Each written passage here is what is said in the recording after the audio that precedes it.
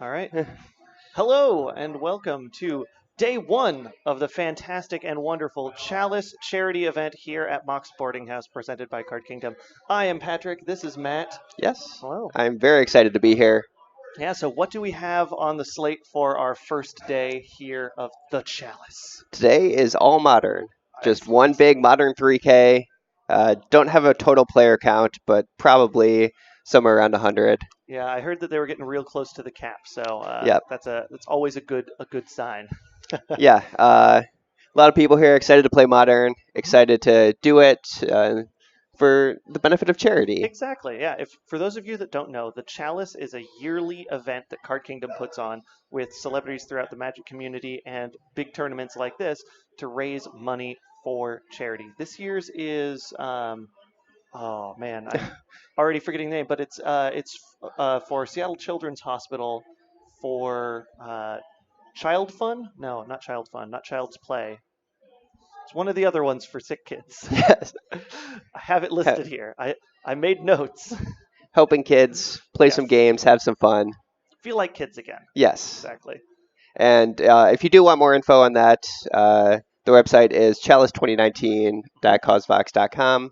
Hmm. Uh, should be up there. But yeah, sounds like we just had round one go live. So We can head on down yeah, why don't to we the match. head down to the match and work on getting the overlay updated? I know we have Jerry Thompson Hmm. battling on the left.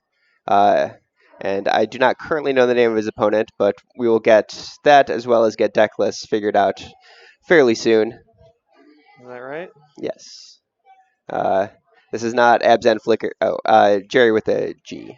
Ah, okay. Sorry. Yeah, these are not the correct deck archetypes.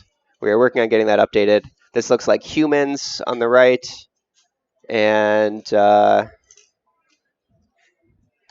we'll see what Jerry's got. Well, we're starting off with a Once Upon a Time from Jerry's side. Awesome. A So fantastic early play, obviously. some new excitement coming out of Throne of Eldraine.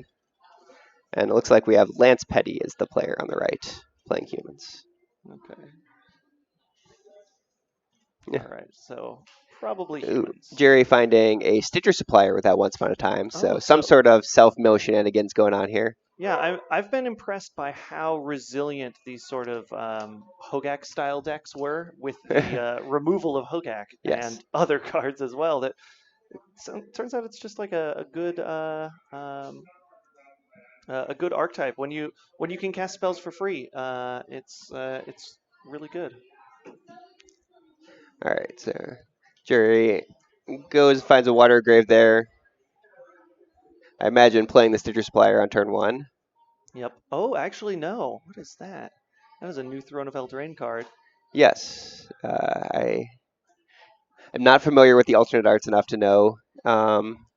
It looks like that is the blue one that mills for. Yep, that would make sense. A Gravedigger and a Vengevine there. Okay, so we're looking at Yeah. a Vengevine deck. Yes. This is basically Hogakless Hogak, since you are no longer allowed to play with Hogak in this format.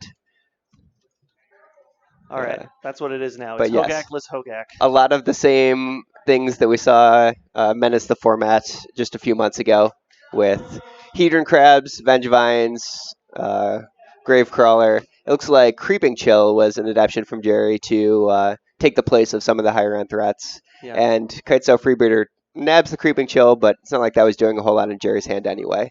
Yeah, exactly. That's not necessarily a card you ever plan on casting. It's a card you can cast, but not one you will cast. Ooh, and Jerry picks up a nice turn two play. I think that's Glimpse the Unthinkable. Yeah, that looks like Glimpse right there, but here comes the Hedron Crab.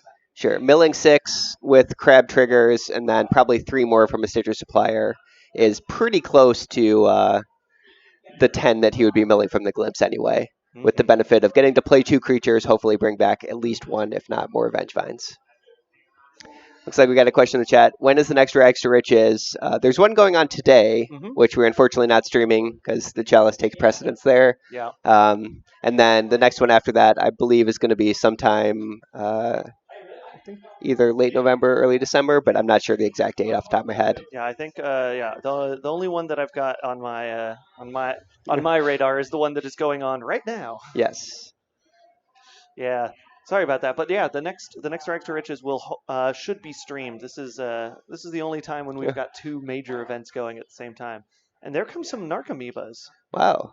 Jerry really going deep in the graveyard shenanigans. I think getting back those Nargamoebas as well as a prized amalgam that he milled off that Signature Supplier trigger. So suddenly these humans don't look quite so large facing off against, that's what, 10 power Jerry put into play this turn? Yeah. Oh man. There we go. In Eh, chat with the much better name, Nogak, for Jerry's list there. See, I So love it. what is it that Lance could have here that'll get out of this? I don't think Humans runs any sort of graveyard hate game one. No. So he's kind of out of luck there. He's got a Noble Hierarch in hand, which isn't going to help a whole ton. Yeah, there's not a lot of targeted hate that Lance can have in his deck. He's going to need to just fight for board the fairway. Champion of the Parish is one of the best options since that can get larger than all of Jerry's ground creatures, as well as things like Reflector Mage to buy a little bit of time. Yeah, Reflector Mage could be very good here, but there's not a whole lot of good Reflector Mage targets at the moment. Nope. Takes a glimpse, okay. Not bad. Yeah, if Lance has one more creature he can play this turn, it would grow the champion up to a 4/4, at least big enough to block everything but the Vengevine. Yeah, what's interesting is here is he had the opportunity to tap lands differently and also get a Noble Hierarch down, but it looks like he opted not to do that. Yeah, I believe Lance also has an Aether Vial in hand, which he was probably planning on playing, but maybe reconsidering now and realizing his mistake. Yeah. Possibly just a bit of round one nerves being on camera. Oh yeah, always happens. Happens to the best of us. Yep, Yeah. there goes. Yep, there goes the vial though. If Lance can survive long term, which he's got a decent chance of, the vial is the better play though. That's for sure. Another glimpse from Jerry off the top though. Yeah. I think Lance had an uphill battle just based on the deck matchup game one, not having any kind of game one graveyard hate. But on top of that, Jerry is just drawn incredibly fantastically. Yeah, flipping those two Narcomoebas off of one And a creeping chill for good measure. Oof. Was that one crab trigger, a prized amalgam, and a creeping chill in just 3 cards? Yeah. Looks oh my like gosh. it. Yeah, he did get double Narcomoeba off of one Stitcher Supplier earlier too, so he's been rolling hot here. It does seem like Jerry's list does have a higher density of cards that matter from the graveyard than some things we've seen previously.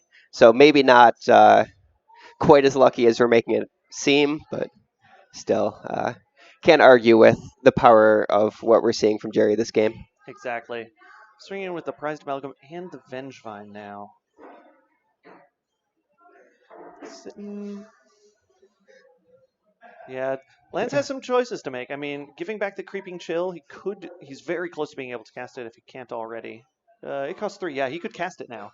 I believe it costs 4 if you're hard 4? casting it. I think you're right. Not something that we see come up too often. Yeah, right. Typically a card that costs 0. Yes. All right, and we see the post-combat glimpse here. See what 10 things we can flip off here. Yeah, if there's some more creeping chills in there, that could just do it right now.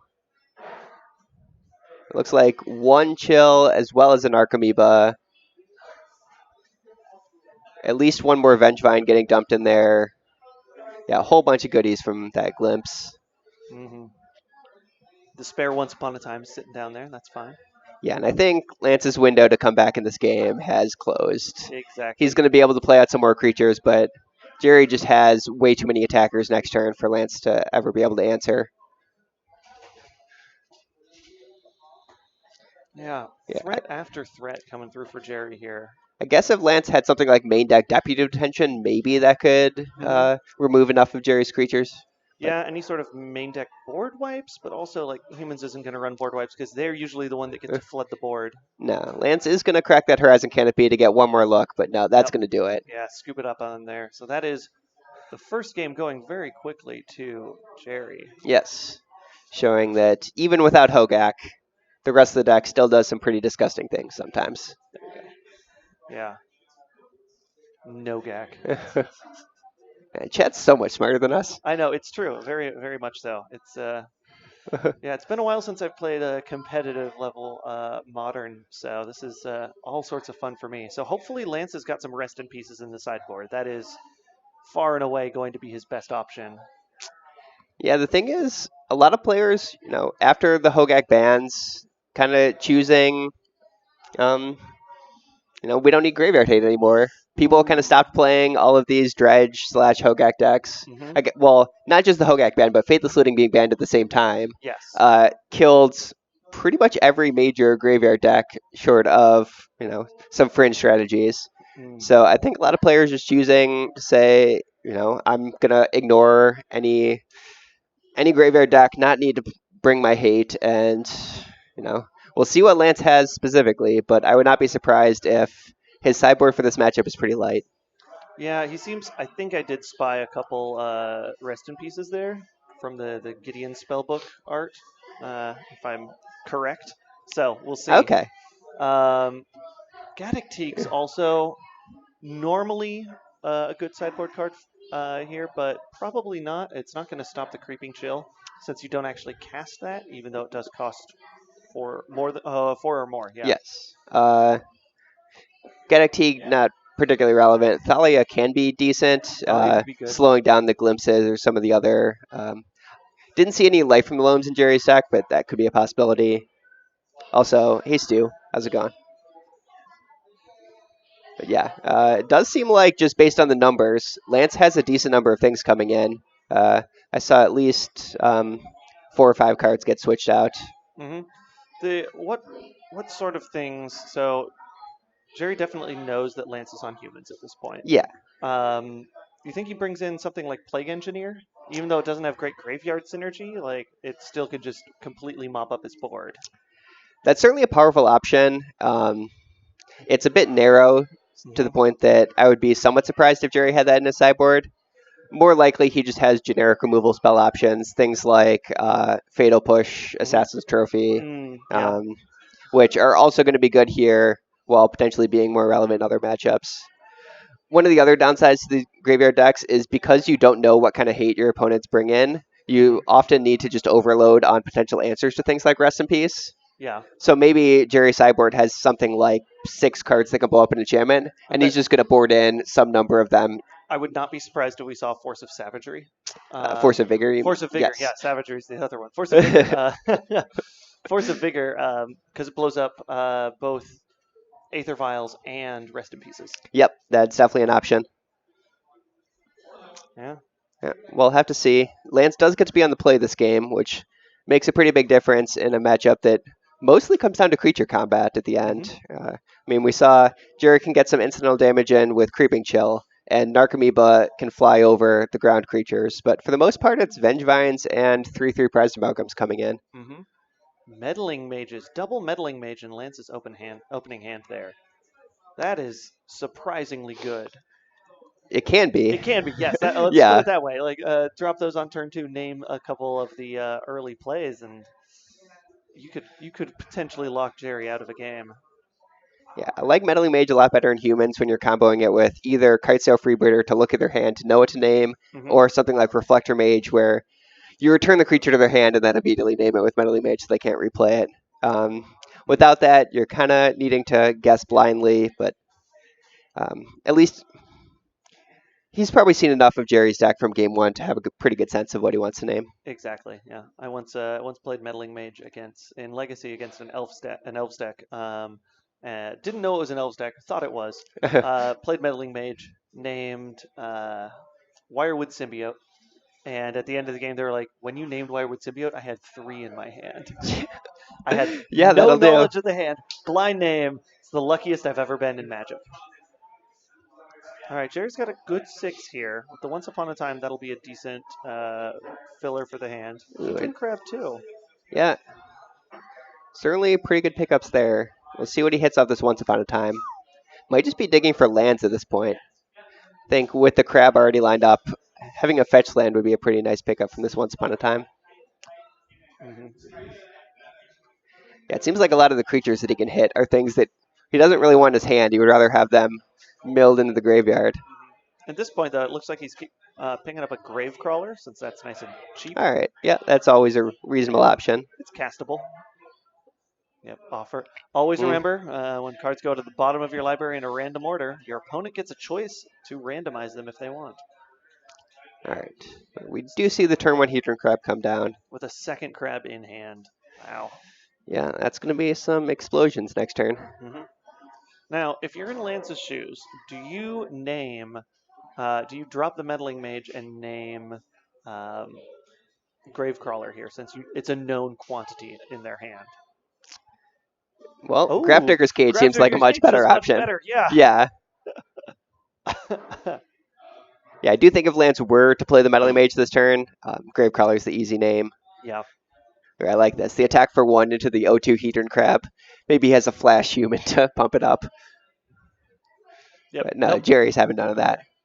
Blocking, not Yep. losing that 1 life. Not worth it. Especially with the second Hedron Crab in hand. No Yes. need to worry about it. Drawing into a Narcomoeba. Ooh, not so good. Yeah. Let's see here, though. Yeah, I mean, I think the attack from Lance is fine. There's basically 0% that you're chump blocking with the 1/1 champion of the parish. Yeah. So. And there's no risk. Like, there's nothing that Jerry can do to surprise pump or do anything. Yeah. I mean, maybe Jerry does something insane like kill the Grafdigger's Cage and put 3 Vengevines into play, but you're not winning that game anyway. Yeah. I don't know. Maybe like double Simian Spirit Guide into Manamorphose. Crazy shenanigans. Oh, yeah. We're talking about Simian Spirit Guide Manamorphose outs now. Yeah.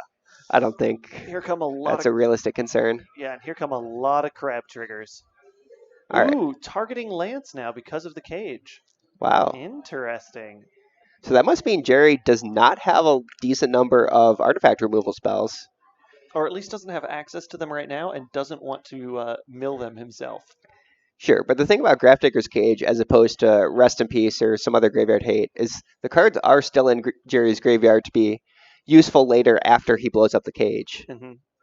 So we'll see how that goes. Looks like Sebastian in the chat asking what formats are going on this weekend. So today is entirely modern, just our modern 3K for today. Yep. Tomorrow we're having the Invitational, which features, I believe, both standard and the block party format. Yeah, so it's going to be a couple of rounds of standard at the beginning, and then the cut to top 8, I think, is block party, where the invitees raised money, and based on the money they raised, that determined their pick order for what sets to pick from to build their own block for Magic of 3 sets and a core set to build a deck out of. Yeah. Extremely wacky format. I remember watching some of it last year where the decks were just way better than anything that I imagined for what the players would come up with.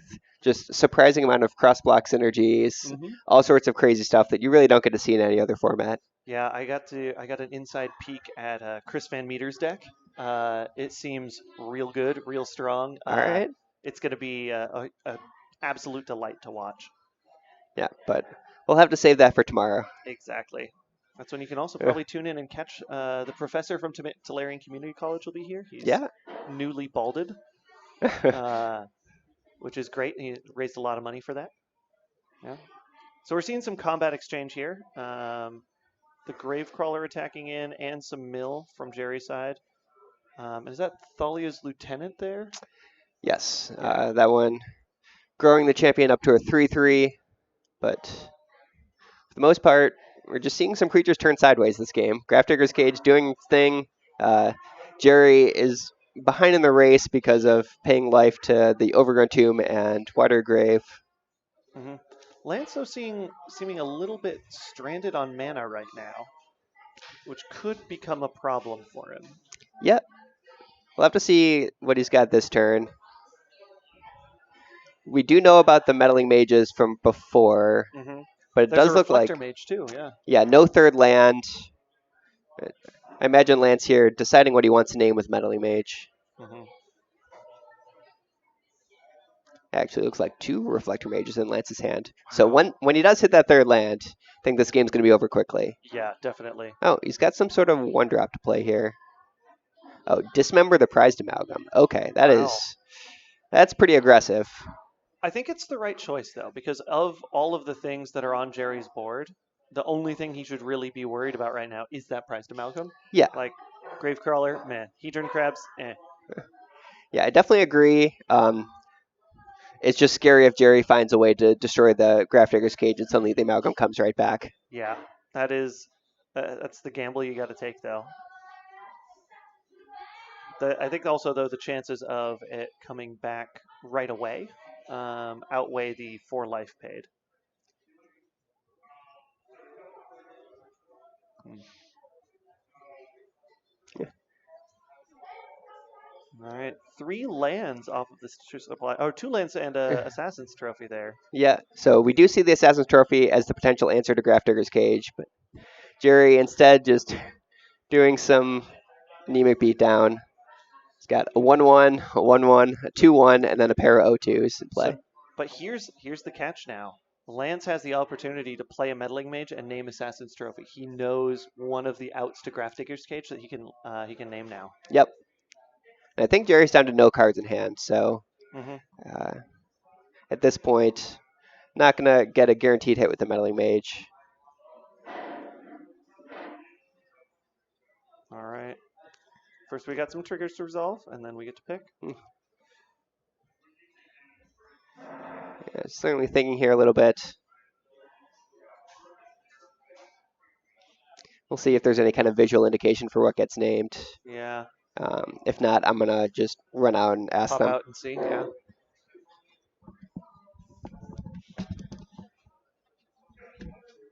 One of the joys in being this close to the tournament area is we have the luxury of going to do that. So a swing in from Lance here. Some Narcomoebas and Stitcher suppliers to block. The lieutenant is going to actually die though, which is an interesting trade. All right, we've heard back. What's it naming? So it turns out the name was Creeping Chill. Creeping Chill. I think Lance deciding that he's far enough ahead at this point. He doesn't want Jerry to have a way to swing the race. Just, you know, It's a Creeping fair Chill choice. being the only source of life gain in Jerry's deck, I would imagine. Mm-hmm. It's a fair choice.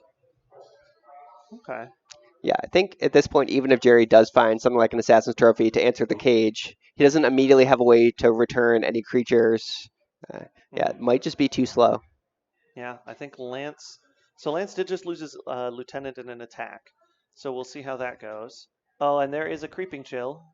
Yeah, so we see a Creeping Chill that, because it is milled as opposed to cast, does still trigger. And that's one of the reasons against naming Creeping Chill, I think. Yes. Because if I were Jerry now at this point, seeing how low I was, now's the time to start all those self-mill triggers on myself rather than like mill the opponent like he has been doing. Try to hit those Creeping Chills. Oh, it looks like we Oh, finally have deck lists. excellent. Yeah. Awesome. Excellent. All right, so we can get a little bit more insight as to these player sideboard options, since it looks pretty likely we're going to be going to a game 3 here. Exactly.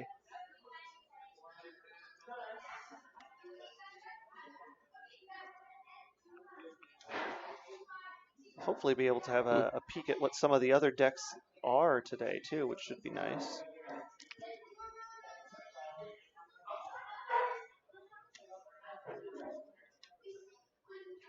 Right, in the meantime, Jerry cast a Once Upon a Time, but only found a Bloodstain Mire off it. Well, I mean that is 6 more or 12 more mill triggers that he's got an option to point somewhere, so that could be very good. Yeah, if he's just trying for the mill a bunch of Creeping Chills. I think that's his way to stay alive at the moment. Yeah, I guess that the Bloodstain Mire does find him the most cards off his library. Got it. So here's Jerry's. Nope. Nope. Wrong one. It's the wrong Jerry Thompson. It is Jeff Thompson. This is Jerry's, right behind it. Got it. Okay. Still need to find Lance's. All right. I can take a look. Yeah, go ahead. Lance still stuck on 2 lands with the Oh, here comes our third land. We've got availability of Reflector Mage time. I think the ultimate play here is Reflector Mage one Hedron Crab this turn, Reflector Mage the other next turn, and then drop the second Meddling Mage to lock both of them in the hand. Yeah, I think if Lance does Reflector Mage one of the Hedron Crabs this turn, Jerry's pretty priced into just chump blocking with the other one. Mm-hmm. So either way, double Reflector Mage is going to close the game out in 2 turns. Now, he is at 7 right now. So we'll see. It looks like Lance is also at about 5. Starting to take a lot of pain off the Horizon canopies there. Reflector Mage is going to bounce a Hedron Crab. And that Reflector Mage will act as a chump blocker for the Gravecrawler. Yeah, I think Lance is out of range of a single Creeping Chill, but if Jerry is fortunate enough to mill 2 here, that would do it for this game. All right. So let's see. I'll grab this one here. So yeah, the dismembers definitely were things that came in from Lance's sideboard. Did Jerry actually give a name to his deck, or nope? Okay, Nope. It gets to stay being Nogak then. Excellent. Mantis Rider. Oh, yeah, that makes sense. That is a human. It is a human. It is a really good trade-off for a 3-coster. Well, there's one Creeping Chill for Jerry. Yep. I think that puts Lance at 1 there. Oh, and with Lance being down to 1, he can no longer tap the Horizon Canopy to cast the second Reflector Mage. So he's going to need to draw a 4th land for that one. Exactly. Sultai Crabvine. Yeah, okay, I believe That's that. a much worse name than Nogak. Yeah, Nogak is much better. Yeah, the Grafdigger's Cages. Yeah, there's not really a whole lot else in Lance's board that would have helped him out here. I think Auriok Champion is a surprisingly good one in this matchup. Just a lot of creatures get put into play. The instant life gain is pretty nice, as well as protection from black being sometimes relevant. Yeah, actually, that makes a bit of sense. Ooh, Jerry choosing not to block. Ooh, and trying the second Hedron Crab, I don't think is going to do it when, yep, Nope. Can't play with Reflector Mage. Going to have to go to a game 3. Wow. Excellent. 1 game apiece here. All right, what else now? Do you think there's any board changes? So maybe the Auriok Champion comes in just for that incidental life gain. But I think that mostly won't be a problem unless he's depending on his Horizon Canopy for mana, which is, I think, a little unusual for the deck. Yeah. I mean, usually it's like nice to have that as a land, but not going to be one of your main lands. The goal is maybe by like turn 4, you're sacking that to draw a card. If you've got a vial up. From what we saw in game 1, it seems like if Jerry gets to do his thing unimpeded by Grafdigger's Cage, he's going to win by such a large margin that maybe gaining 4 or 5 life off an Auriok Champion doesn't make a big difference. Yeah, that's true too. So yeah, looking at Jerry's sideboard, he's got 3 Assassin's Trophies. We definitely saw at least one of them in game 2, but not a whole lot of other removal options. Surprisingly, the Modern Horizons force that is in Jerry's sideboard is not Force of Vigor, it's Force of Negation. Yeah, I saw that when he was thumbing through, which is a little bit surprising. Like the main thing you'd bring that in against is some sort of opposing control deck, maybe? Yeah, there are some sort of nonsense combo. I mean, some people choose to play Storm in Modern, or I guess the new Paradoxical Outcome decks. Yes. So yeah, that is a reasonable option. Decent number of blue cards in Jerry's deck. But yeah, for the humans matchup specifically, it's pretty much just 3 Assassin's Trophies, and that's it. Yeah, by the way, that adventure card we did not spot in game 1 is Merfolk Secret Keeper, a new card from Throne of Eldraine. It's a 0/4 for 1, and the adventure cost, because it's a creature with adventure, is target player puts the top 4 cards of their library into their graveyard. So it's you mill 4, and then later, if you want, you can get a 0/4. Yeah, so certainly a weaker option than any of the other self-mill cards that are available in Modern. But I think the fact that it's a creature matters quite a bit in this deck, where it seems like Jerry's main goal is always returning Vengevine on turn 2. He's basically maximizing the number of 1-mana creatures he could be playing in his deck and trying to, since you can't turn 2 Hogak anymore, do the next best thing of turn 2, get some free Vengevines. Turn 2 free Vengevines is always good. Well, we saw it pretty easily win game 1. Exactly. That's why that Dismember was clutch from Lance. Yep. All right, looks like Jerry taking a mulligan here, but Lance is happy with his 7.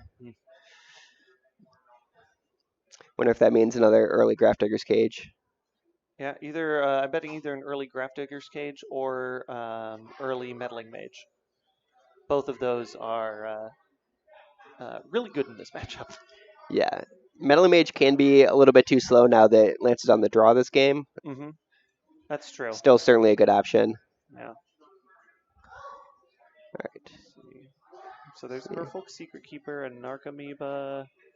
A Once Upon a Time in there, I think. Yep. Looks like Jerry. No lands, or those? Oh, he's got some lands there in the middle. I think there's one land in there, but this seems like Jerry's hand has a lot of the cards that he doesn't want in his hand. He would rather have in his library. So would not be surprised if he goes down to 5 here. Oh no, there are no lands. I think those are Stitcher Suppliers. I thought there was a fetch land, but now that I take a second look, there might not be. Now, put the Vengevine back under. Is it? Yep. Start with the Once Upon a Time and hope to hit a land. Wow. I guess. He does though. Yeah, it's pretty likely to hit the 1 land, but 5, at that point, I mean, if he doesn't find a second land, this is going to be a really slow game for Jerry. Yeah. Yeah, I mentioned it a bit during sideboarding, but Jerry's deck is pretty built around playing 2 creatures in the same turn, and he can't do that without 2 lands in play. Gets a whole lot harder, that's for sure. There are no Memnites or other 0-mana creatures in Jerry's deck. I mean, not even like a 1 of Dryad Arbor? Or is it, or does Vengevine specify cast? Yes, it's a cast trigger. Yep. All right, well, we see the turn 1 Merfolk Secret Keeper. Start with the mill 4. Hit land, and there's a Vengevine. All right. And is that a prized amalgam there, I think? No, that might be an Assassin's Trophy. I believe that's a trophy. Yeah, that's a trophy. I can see a little bit of Asperia's stone face there now. Yeah, and Lance has the Grafdigger's Cage. Yeah. Probably the best turn 1 play that Lance could have in this matchup. Yeah, and I think Jerry missed his second land. So, yeah, this is just a 1-mana 1/1 and pass. Hits a couple lands and some other things in the yard there. Wow. Thalia's Lieutenant. Good play. Yeah, doesn't block the Stitcher Supplier this turn, but probably going to get big enough next turn. Yeah. Finally finding that second land for Jerry now. No crabs in hand, which means he's probably, go for the attack first. Yep. Take the land and pass. Yeah. Oh, so yeah, I think Jerry kept his hand because there's an Assassin's Trophy in there, so he has the answer to Lance's Graveyard Hate. Yep. He's got the Narcomoeba in hand. So I think the play from Jerry is end of turn, blow up the cage, and go from there. But here comes Reflector Mage, pouncing the Supplier. Oof. Oh. With a second one in hand, that is a bit rough because I think that's what Jerry was hoping on for his 2 creatures to cast for the turn. Yeah. He was on 2 black there. Maybe hoping to find a Gravecrawler or something. But he doesn't have another creature to enable it. He does have a Narcomoeba, but he's not going to be able to cast that and something else because his only 1-drops are the Suppliers. If he finds another blue land, he can hardcast Narcomoeba and play the Merfolk Secret Keeper. Oh, yeah, there we go. But no, looks like found a Vengevine there, which is not going to do it. So this might be hardcast Narcomoeba and pass from Jerry. Yep. Does not feel good. With another Vengevine in hand, too, that's extra rough. More Reflector Mages there from Lance. If there's a Meddling Mage right now, though, dropping that, naming Stitcher Supplier is unbelievably good. Yes. I don't believe there is. I think this is just going to be Champion of the Parish plus another Reflector Mage, Yep, which which is also still does a good. pretty good job. Oh, Mantis Rider instead. Ooh, All right, this is going to be a big attack for Lance. yeah, Coming across for 8. probably, yeah. Looks like 8 or 9. Probably Jerry uh, blocking the champion to only take 5. Yep. Yeah, 8. There we go. Still, Jerry's going to need some pretty good mills next turn in order to come back from this. Oh no, he's just taking all of it. Yeah, I mean, not a whole lot. What does he need the Narcomoeba for then? Oh, and there's the extra land that he was looking for the turn before. I guess the Narcomoeba is just chump blocking next turn. Yep. And if the champion of the parish gets bigger, it's a slightly better chump block. Mm-hmm. Yeah, that actually makes sense. I'd follow that line. All right. Stitcher Supplier number 1 hits a Narcomoeba. And a prized amalgam. Yeah.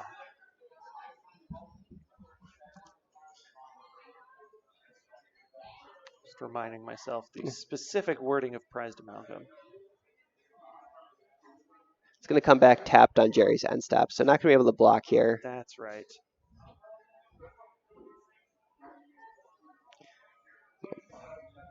Between that and the Vengevine, Jerry's going to have a decent attacking force to hopefully start racing back on the following turn.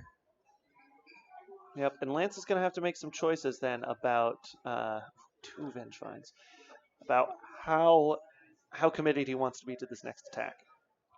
I think Lance is sitting at 19, so Yeah, his left well, now 16 thanks to that Creeping Chill. Yep, and another Narcomoeba. Oh my gosh. Yeah, Lance has the life total to play around with. But yeah, imagine with all these Narcomoeba, Jerry has enough chump blockers. He's feeling pretty safe to attack with both Vengevines. Well, because here's the thing, though. Lance has another Reflector Mage in hand.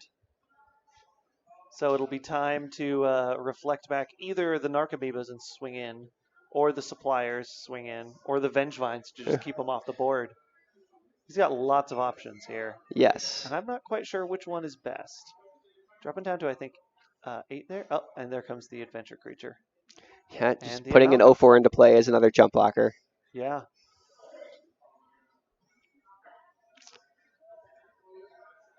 At least one more there.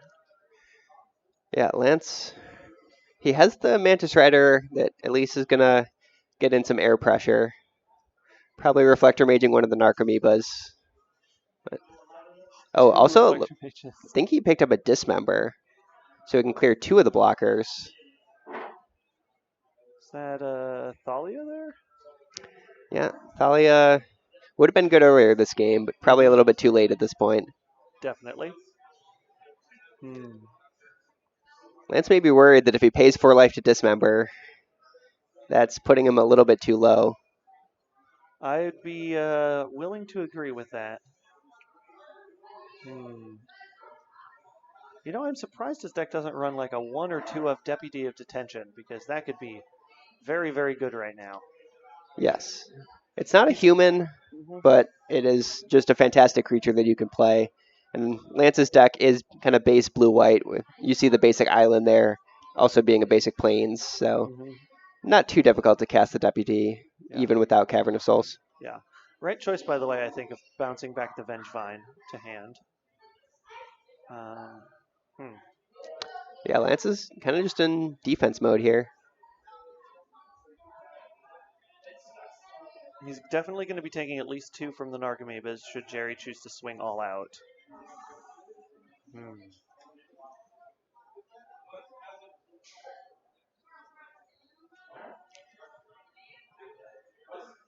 All right, here comes some sort of attack.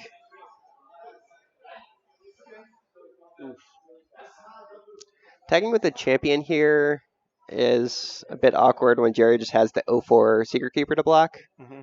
It's also always a little awkward attacking to Stitcher Suppliers, just because there's the opportunity that they block, they die, and they get run into uh, creeping chills. So Yes. instead of decreasing their life, you've just increased it. Yeah, but Lance has to win this game somehow, and Yep. the only way he can really do that is by attacking.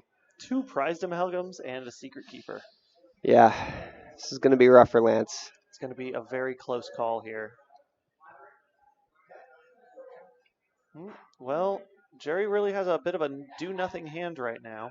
I think he could play a land and cast the spare prized amalgam that he has, and I think that's about it. But yeah, I didn't realize Jerry doesn't have a second green source, so he's not going to be able to hard cast the Vengevine that got returned from the Reflector Mage unless he finds one off the top. Yeah, he does have the second Vengevine in hand, too, which makes it Yeah. extra awkward. All right, the swing in with both. Now here's the question. Do you trade the Mantis Rider for the prized amalgam? No. Think. Let's see. Okay, so he's going to chump block the Vengevine. Mm-hmm. Go to 5. Yep. Yep. And then here comes second prized amalgam. I guess Lance doesn't know how bad Jerry's hand is, but I think he was assuming Jerry had the ability to play more creatures to at least get back that Vengevine if he had traded with it. Mm-hmm. Yeah. Could be the case.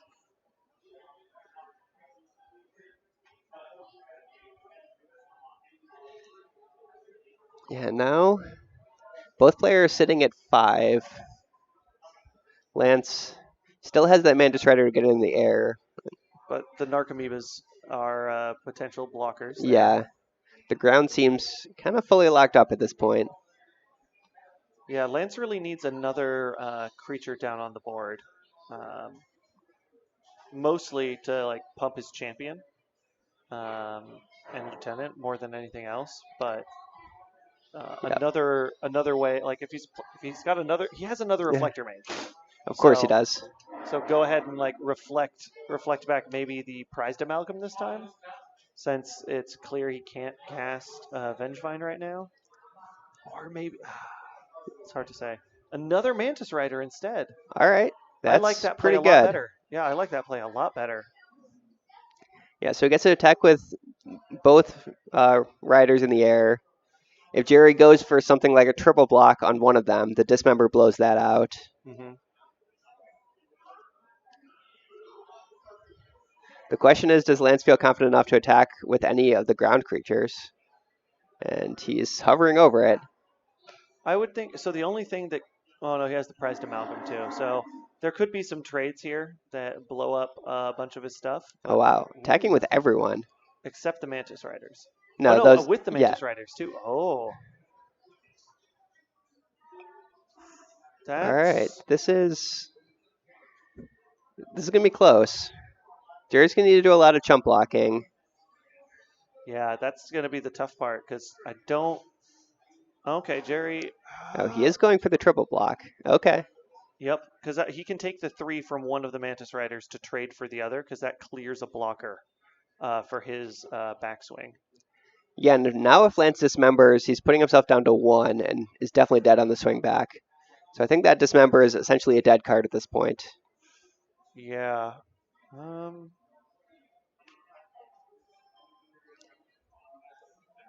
Well, maybe not. Because I think what you do is when Jerry attacks, block one of the creatures, dismember the other, stay alive at 1. Oh, yeah, he can use it to clear an attacker. Yeah, I'm saying he can't use it. Yeah, don't use it to clear. Yeah, it's too late to clear a blocker anyway. But yeah, Jerry is certainly drawing live to just win the game next turn. He's going to fall down to 2. Mm-hmm. He gets 3 more mills from the Stager Supplier dying. Yeah, if he flips a Creeping Chill here, and oh he does, yeah, I think that does it. That's the game then. Oh wow. Yeah, Lance is going to make him go through the motions, but I think with only 1 blocker on Lance's side, he is going to be dead here. Oh, and I didn't realize he's got the second Stitcher or the second prized amalgam still alive. Yeah, the amalgam got to live blocking Reflector Mage there. Yep. So yeah, possible Lance got punished for a bit of an aggressive attack there, but Oops, that's the. yeah, There we go. kind of the Wow. game coming down to some nice mills there from Jerry. Yeah, very, very nice mills. Some very good decisions on his side, and some punishment Yeah, for a little bit of a aggressive play on Lance's end. yeah, but at the same time, when you're playing humans, You got to go hard. you gotta do what you gotta do, and attacking with creatures is what your deck does best. You play the deck to turn dudes sideways, Yep. so might as well turn them sideways. All right. Let's bring it on back to the Yeah, booth. we can bring it back to the booth for a second. Hopefully, we can get a backup match since probably a decent amount of time left in the round. I think yeah, somewhere around like 5-10 minutes maybe. I don't know. Yeah, we'll have to wait and find out on that. But in the meantime, welcome back, everyone. Mhm. Hope you enjoyed round 1 of our Modern 3K. Yep.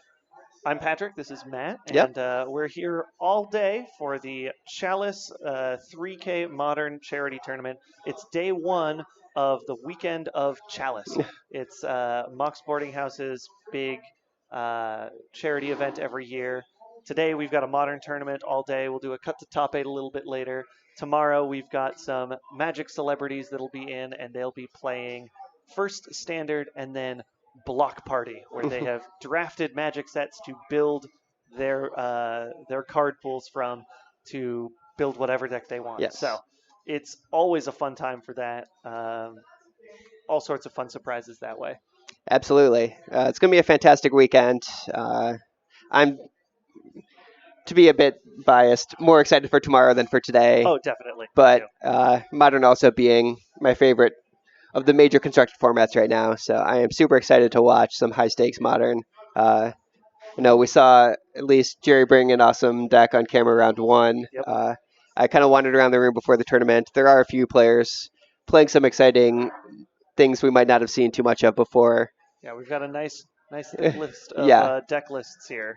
Really, Throne of Eldraine just doing a fantastic job of injecting some ridiculously high power level cards into the Modern format Yeah. and enabling some strategies we really haven't seen before. Things like the resurgence of blue control decks thanks to Mystic Sanctuary and Drown in the Lock. Yes. so Mystic Sanctuary, my favorite thing that I've realized with that, there's a counter spell from, I think it's Kamigawa, which is just straight up counter spell, but you also have to return a land. Oh, Deprive? Deprive. Yeah. Yeah. So you play that with the new blue land, and it's like, Wow. all right, every turn I get a counter spell for free, and you can't stop me. Yeah. I've seen the 4-mana version of that where you just crypt a command to counter their spell and bounce your own land every turn. Because why not? Yeah. Mystic Sanctuary, a card that is, reasonably powerful if you do it just the first time. But when you get to do it repeatedly, it just gets completely disgusting. But yeah, in addition to that, we saw Once Upon a Time. Once Upon a just Time, in pretty much every green deck. It's going to be a multi-format staple. Oh yeah, absolutely. For sure. I know. I keep trying to pick up my set, and every time I come here, they're sold out, and the price is like $4 higher than the last time I came. So at some time, yeah, I'm gonna need to bite the bullet on that eventually. Oh yeah. But I'm sad I dragged my feet on picking up some Okos. Yeah, that also, just massively spiked. Yep, I was thinking, I'm like, okay, this card is way better than a lot of people think it is. Yeah. But I'm like, I'm not sure it's $20. I think like at most it's gonna be about $20 good. Turns out it's $80 good. Why not? It was just a little bit off. Yeah. Yeah, I think Emery also being the other big one from Throne of Eldraine with all of the Urza, Mox Opal shenanigans you can pair with that card. Yeah. Not sure how many players in the room are choosing to play Urza strategies. Didn't see quite as many as I would have expected, but still something you expect to be one of the top decks in the format. It looks like a surprising amount of, on just like the first 8 I've looked through. Good amount of snow control here today. Definitely one of the better things coming out of Modern Horizons. All right, here's one I definitely want to see. 4-color Snow Healy. Ah, nice. So I'm betting that's, Saheeli, wow, Saheeli, Teferi, Oko. Where's my kitty cats? Yep, Felidar Guardians. It's all in there. Other people on humans. This looks like Amulet. Yeah, Amulet combo. Yep. Yuriko Sword. Ooh. What? Oh, Urza putting Sword. yeah, Stoneforge Mystics in this version. Or no, this looks like just a Thopter sword. yeah, Yeah, Thopter sword combo. a bit more mid-rangers a list. Yeah, but also has Okos, so yeah. Because why not? Yeah. Abzan Spaghetti Town? Yeah, Abzan Spaghetti Town. I'm not even gonna go into what It that looks is. like a Soul Yeah, Herder it's Soul Herder. Blink deck. Yep. Some Death Shadow. Some more Death Shadow. Um, Good old Infect. Yep, we got Infect. We've got another Wurza combo here. Ooh. Oh, Merfolk with Oko. Yeah, that seems interesting. Yeah. Okay. I'm thinking the board too. Okay. Um, Good old Mono Green Tron. Yep, on a green Tron, we've got a couple of those. Amulet Titan again, some more Tron. Yeah, just a great variety of decks here Yeah. today. I think the final player count looks like was 55. Yep. So it's going to be making it a 6-round event. Yeah, excellent. Definitely see most of the regulars that you expect to see in any big modern event, as well as, got our celebrities in town for the weekend. I know, it's great. We've got a deck here, by the way, called Oko's Modern Life. All right. Reading deck names is probably one of my favorite parts of this. We've got some Burn, obviously, some Blue Moon. Never discount Burn. We've seen Burn take down some big tournaments here. Yeah. It's good. More Death Shadow.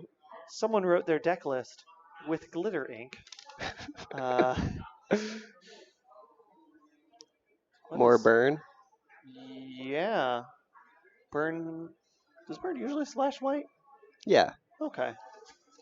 It's been a while since I've actually faced Burn. Ooh. Kiln Fiend's deck. Wow. Interesting. Okay. Yeah, there's a couple interesting. If any of these decks jump out at you, let us know, and we can see what we can do at getting them on stream for the next round.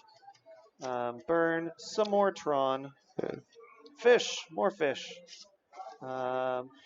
Gift Storm. Yeah, we do have a Storm player here today. Yeah. Nice. Delver. Blue-red Delver, eh? Oko Drazi. Yeah, this is a new one. I know at the Geek Fortress Modern 1K last weekend, Richard Neal took down the tournament just playing straight blue-green Eldrazi. Not something that we've really seen in any format before, but it turns out if you just take a deck that wasn't good enough and add 4 Okos, maybe it's good enough. Yeah, wow. A deck name that is Grixis Control, parentheses, bad. Yes. Traditional good old Jund, mono blue Tron as well. So we've got multiple flavors of Tron here today. Constantine doing his own thing as always. As always, he's the brewer we all wish we could be. Yeah. Mardu Death Shadow, Hex Parasite, interesting. Free Win Red. Wow. So that doesn't look like Burn. Modern all-in red or mono red prison essentially. Yeah, we've got Chalices, we've got Board Wipes, we've got Blood Moons. This is essentially taking legacy mono red prison and porting it over to modern, where you don't get Ancient Tomb, but you have pretty much everything else. Yeah, and especially with Karn Great Creator, you could pull so much from a wish board to have flexibility and resiliency. This looks like good old blue-white control. Yep, blue-white control. Humans, we just saw. Yeah. This looks Wurza. like the Jeskai Ascendancy version. Oh yes, I faced the a legacy version of Wurza, and it's crazy. Yeah. Crazy good. Led to one of my best moments ever of getting a kill with a Ninja of the Deep Hours, so that was good. Nice. More Burn. Yeah. Yep. Some blue-white control with lots of Teferis. More Urza. So I saw this one somewhere else listed as Goose Combo. Yeah, so this is Wurza with Gilded Goose as a mana creature that also makes an artifact.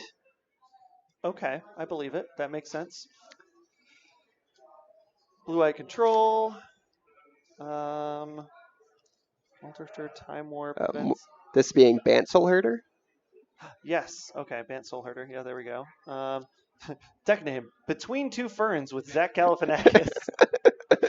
It's mono green Tron. Yeah, Greentron. There's our Yeah, that's Dredge Jerry's deck. Nogak we just saw, and then of course Burn. So we've got a whole lot of Yeah. stuff coming for you today.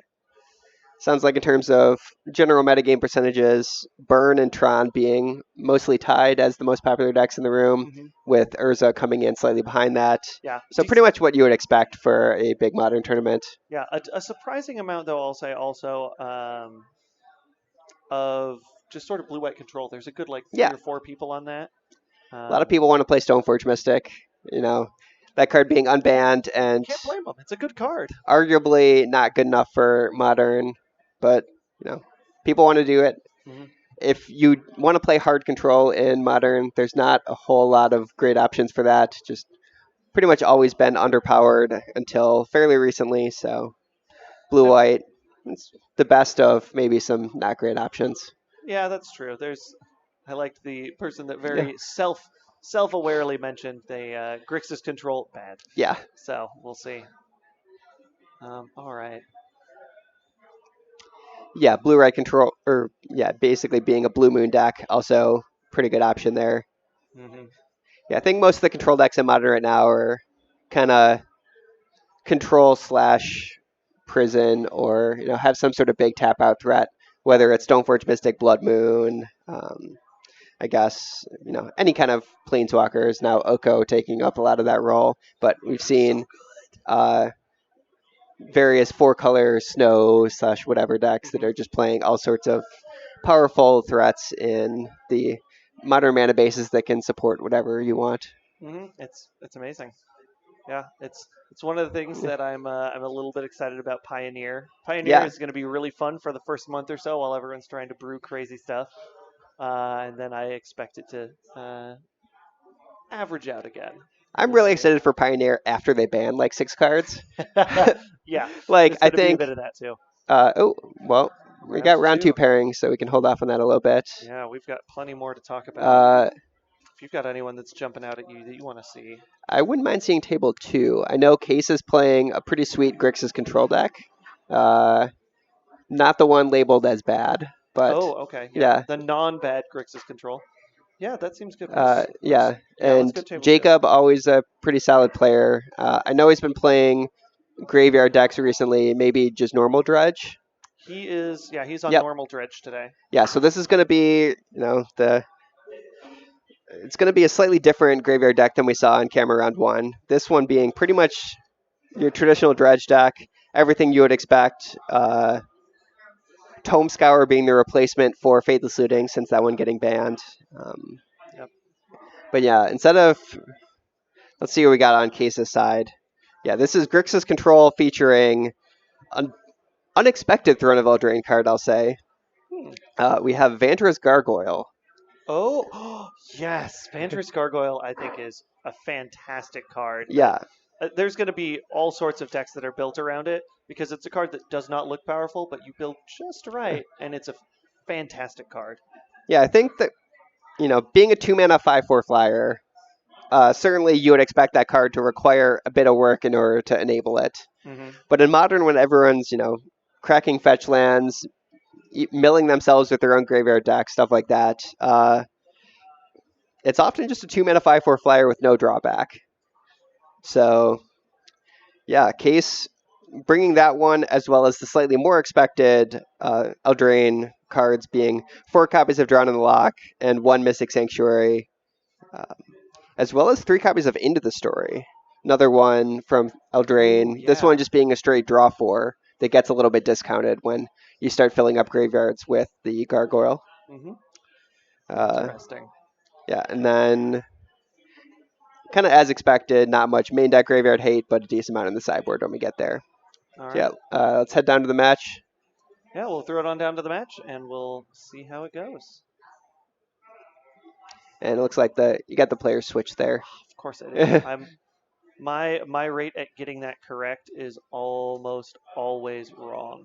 Yeah, so it's going to be Jacob on the left playing Dredge and Case on the right. Let's get the deck switched to...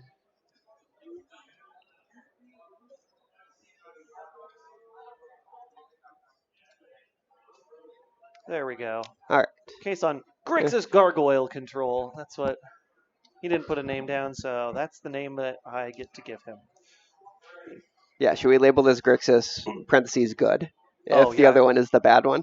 Yeah. I guess we'll see if Case We'll wins. see. Yeah, Yeah. it depends. Well, we can make that there. Yeah, it's nice to see things like Case's deck, rather than playing any of the other blue cantrips, is just on 4 Thought Scour, both to enable the Gargoyle as well as enable his Drown Locks. Yeah. Does have 1 Tassiger for, and 1 Magmatic Sinkhole for delve options. Oh, dang. But okay. yeah, pretty straightforward Grixis control stuff. 4 Snapcaster Mage, 4 Drown in the Lock, 3 Kolaghan's Command. Yeah, decent pile of removal, counter spells, and yeah, the Gargoyle really being the win condition here rather than other options. I mean, it is a very resilient threat, and it's beefy and cheap, and Yeah, it lets you leave up protection late game. doesn't die to lightning bolts, kills a lot faster than any of the other options. Yeah, seems like a really good choice for Case.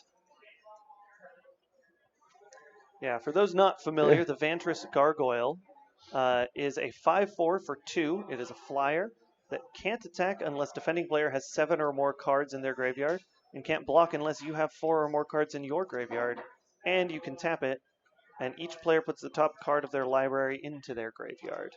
Yeah, I'll pull that one up in chat since it has a lot of text on it. Yeah, it is.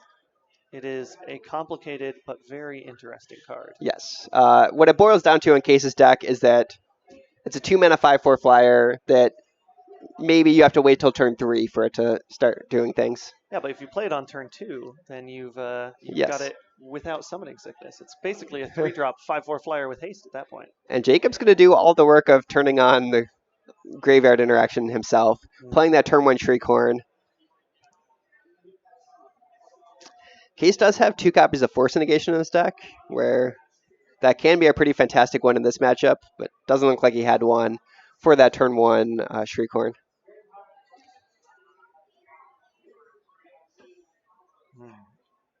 All right, going for the self-mill there. Mills a Loam. Going to mill again on upkeep to try to find something better. Finds a Prized Amalgam. All right, so we start off the dredging. Play from the loam dredging into 3 lands. Looks pretty good for Jacob. Yeah. He does need a green source to let him cast it. So he's going to lead on just cycling Forgotten Cave with no more dredgers in the graveyard. Interesting. And he doesn't have a second land. Wow. So yeah, a bit of a risky keep from Jacob. Mm-hmm. I think this might have been on a mulligan to either 6 or 5 from him, but was really banking on between being on the draw and having that Forgotten Cave, finding his second land, and does not look like he got there. No. Do you think he has... Is that a Crystal Vein?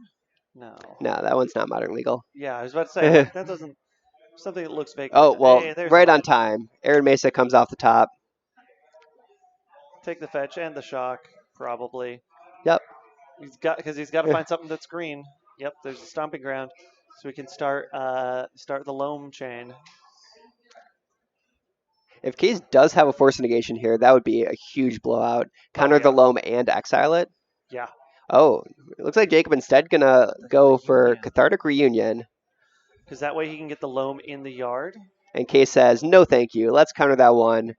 Drown in the Lock being nice counterspell there, but Jacob still accomplishing what he wanted to of putting the dredgers back into his graveyard. Yeah, Drown in the Lock especially good against any sort of graveyard strategy. Becomes a way better counterspell. Hey, Narcomoeba. Yeah, buddy old pal. You can't play the actual card counterspell in Modern, but Drown in the Lock is arguably better since it can also kill creatures. Oh, yeah. All right, well, here... Yeah, this is some pretty good dredges from Jacob. A Tome Scour, yeah. Creeping Chill and double Prized Amalgam. Wow. All right. Yeah, unfortunately for Case, really doesn't have good answers to this engine game 1. Doesn't have a fast threat with a Gargoyle, so I think this one might not be over super quickly, but don't know if Case really has a way to steal game 1. Yeah, but there's the Force of Negation as Well, predicted. potentially one turn too late with Jacob already putting 4 power into play. True. Oh, and there's a Fatal Push to take care of at least the Narcomoeba. Well, I guess if Case has an answer to this 3-3 and Jacob whiffs on a few more draw steps, Case might have a chance. Yep. Oh, there's a second loam in there? Yeah. That's unfortunate for Case. Ooh, and there's Bloodcast. So Snapcaster, Hardcast, Force Negation will tag the second loam. Wow. What a play there. This does mean Case falls down to 10 and still needs to find an answer to the Amalgam. But maybe looking in better shape than he was a turn ago. Yep. Trade back, I guess. Yeah, I definitely think the Gargoyle control is favored here. Yeah, I think if Case had known what he was up against and been able to mulligan to a hand with an early Gargoyle, might have had a reasonable shot here. As is, I think he's still pretty far behind in this game one. But post board, yeah, Case seems very favored in the post board games. We'll get to that. Yeah, we can talk about that a little bit later. Getting ahead of ourselves. Before. Oh, and looks like Snapcaster for Drawn in the Lock kills Yep. the prized Amalgam. Jacob's still stuck on lands and without dredgers now. On to 12 for Jacob there. I think picked up another Shriekhorn here. Yep. Yeah, gonna immediately use that. Mills over the land that he really would have wanted, as well as a Bloodghast. Big oof there. Though Snapcaster beats are strong, Case is probably looking for a faster way to close this out. Yeah. Case does only have 2 Lightning Bolts in his deck, so slightly worse at the Snapcaster Bolt plan of winning the game that way. I think more relying pretty heavily on Gargoyle as his big finisher. Scouring himself, hitting a Cryptic Command and something else there. Not even looking at the other card he's got. I think he took a quick peek and it probably wasn't something very relevant. Yeah, it's something red. All right, well, Jacob finds his 3rd life from the loam of the game, dredging that one into another Creeping Chill and a Conflagrate. That should put Jacob at about 9. Yeah. Case somewhere around 12, I think.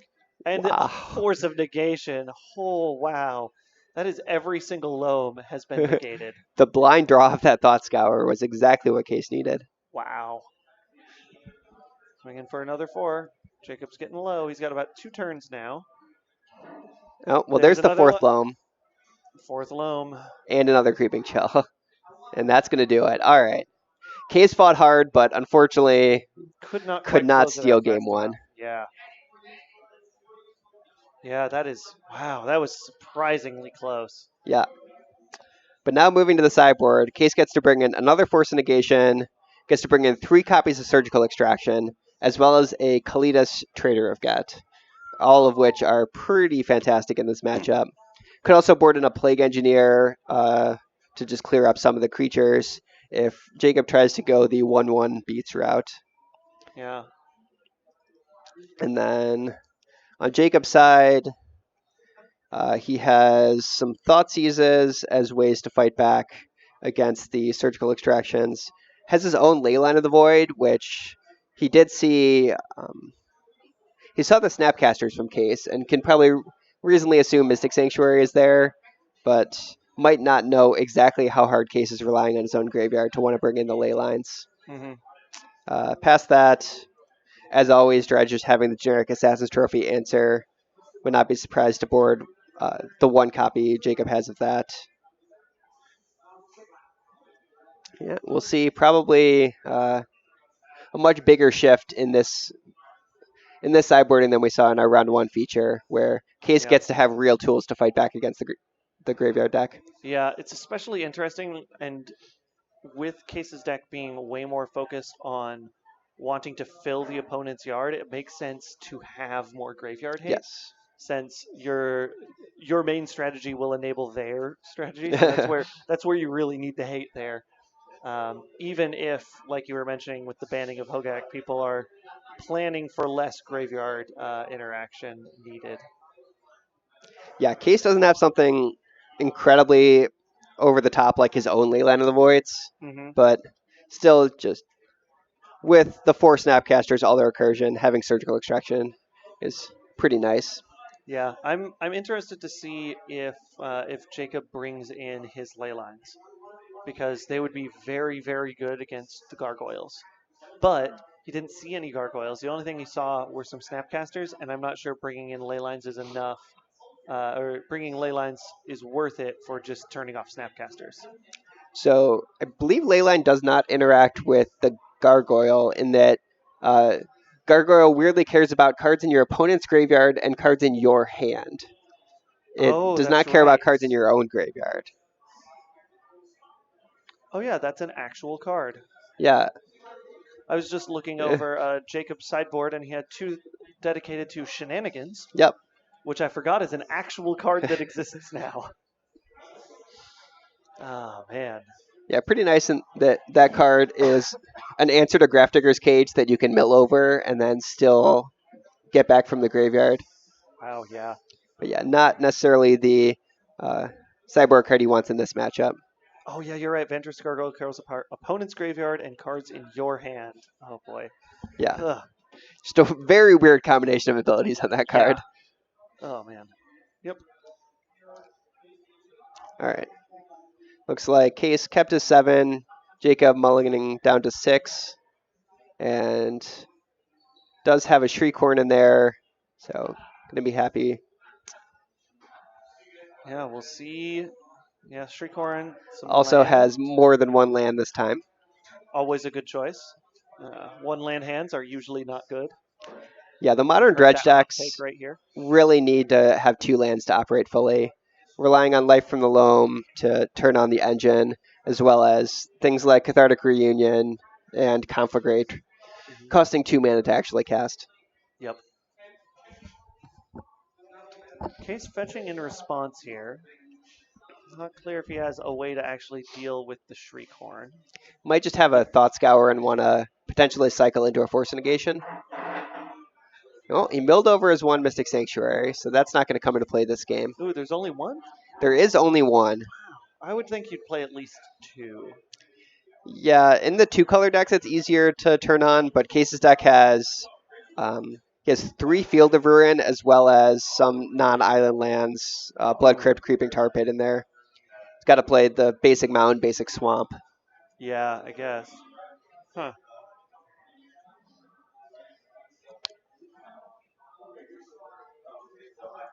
There's the gargoyle. All right. And yeah, Jacob reading has to figure out exactly how this works. Slowly going to realize that, yeah, that card's pretty good against you, Jacob. Yeah, it turns out I'm going to have 7 cards in my graveyard real quick now. Well, he did immediately mill an Archimedes, That's a chump blocker, at but least. he really wants to find a Dredger here and does not. Does find the priced amount. Oh, but he didn't on the same turn. Yeah, happening in the wrong order, unfortunately. Bummer. Well, he's got Tome Scour here. So this is going to be mill 5 more. And that does put him over the threshold to turn on the Gargoyle. Found another Amalgam as well as a Bloodghast. Yep. Also milled over a Nature's Claim, showing that might have had the fear of Case bringing in Leyline. Mm-hmm. But Nature's Claim also can blow up the gargoyle. Oh, that's true. It is an artifact. Oh, man. Yeah. That's always the best feeling when you accidentally sideboard in a card that's better than you thought it was. It's like, oh, this is way better than I expected. Neat. And 2 Jacob cycle again lands. doesn't find a Dredger. Did find another Shriekhorn, so he can start the train again. We'll see. He might be worried about Case having a counterspell here. Mm-hmm. Which is always a fear to keep in mind. Yeah. What is it that he's going for? I think Jacob can pretty easily assume that there are 4 copies of Drown and Lock in Case's deck. So a lot of hard counterspells. So we'll just go for the hardcast Stinkweed Imp. Yeah, I mean, that's good enough. Yeah, and Case still Yep. is going to counter that. Definitely. Case's plan right now is keep Jacob off as many flyers as possible. Yeah. The gargoyle is a hell of a clock. And Stinkweed Imp having pseudo Death Touch to be able to trade with it. Yeah. Post-combat death touch. Yeah. 2007 Death Touch. Ye old death touch. Yeah. Yep. All right. There goes the chump. Now, okay, sitting on 4 mana, that means potential Cryptic Commands, potential Snapcaster Drown in the Lock. Interesting that there is a Dark Blast Jacob milled over. Yeah. Does kill Snapcaster Mage, but Yep. And that is in out of the sideboard. yeah. A bit surprised to see that one be the sideboard card Jacob is going for. Yeah. I'm curious what it was he pulled out then. Maybe we haven't seen a Creeping Chill yet. Yeah, that's a pretty easy one to board out in matchups where you're not worried about your own life total. Yeah. The gain 3, not particularly relevant. Might have also boarded out some Cathartic Reunions against the Counterspell heavy deck, Yep. where discarding 2 as part of the cost can be really big drawback. Mm-hmm. All right, this looks like a pre-combat Cryptic Command. Tap and bounce the Blood Crypt. All right. Ooh, interesting. Wow. That's actually a really nice play from Case, because Jacob had 3 mana to hardcast another Stinkweed Imp. Yep. And Case cut him off of that. Wow. That's some next level plays right there. Yeah. Yeah, Jacob now down to 5. Yeah, and we see Case for 4 mana casting that is Into the Story. 4 mana instant speed draw 4. Not a card that really we see anywhere else. It is pretty easy to enable in this Grixis deck. Yeah, because otherwise it's costing a whole heck of a lot more. Yep.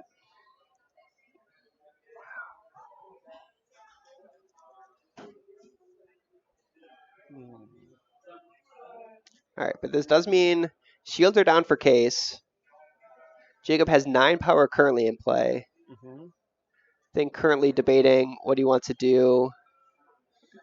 Case at 17.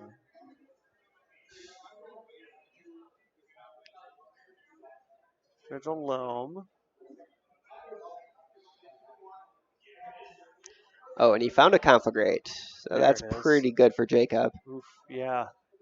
Case could still have the Force, but I think otherwise Jacob's going to get to loan back some lands, cast this Conflagrate to, at a minimum, kill the Ventress Gargoyle and buy himself a lot of time. Yeah.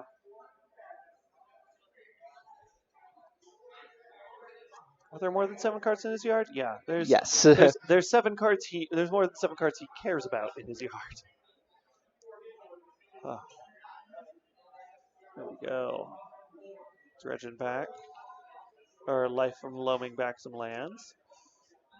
Ghost Quarter. Ooh, interesting. Okay. Probably just going for the straight cycling here to pull back the Conflagrate. Yeah, if Jacob doesn't have another red source, he can't flash back the Conflagrate this turn. Oh, yeah. I guess he could Ghost Quarter himself and find the 1 mountain in his deck, but probably doesn't want to do that. Seems a little bit not the best play. All right, so he's going to get in there for 8. Yeah. Oh, and I think Jacob also has a Blood Crypt in hand, so he could just play that one and a Mana Confluence. He's got all the lands he needs. And there's some more Blood Ghasts.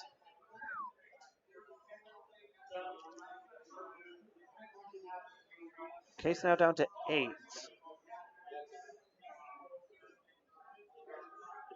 What is it he's looking for to get out of this?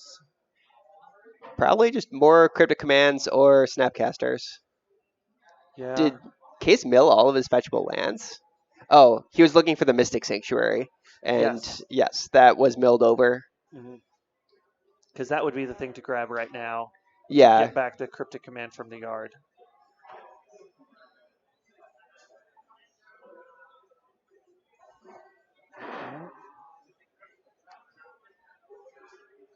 Scalding Tarn. What is Case looking for?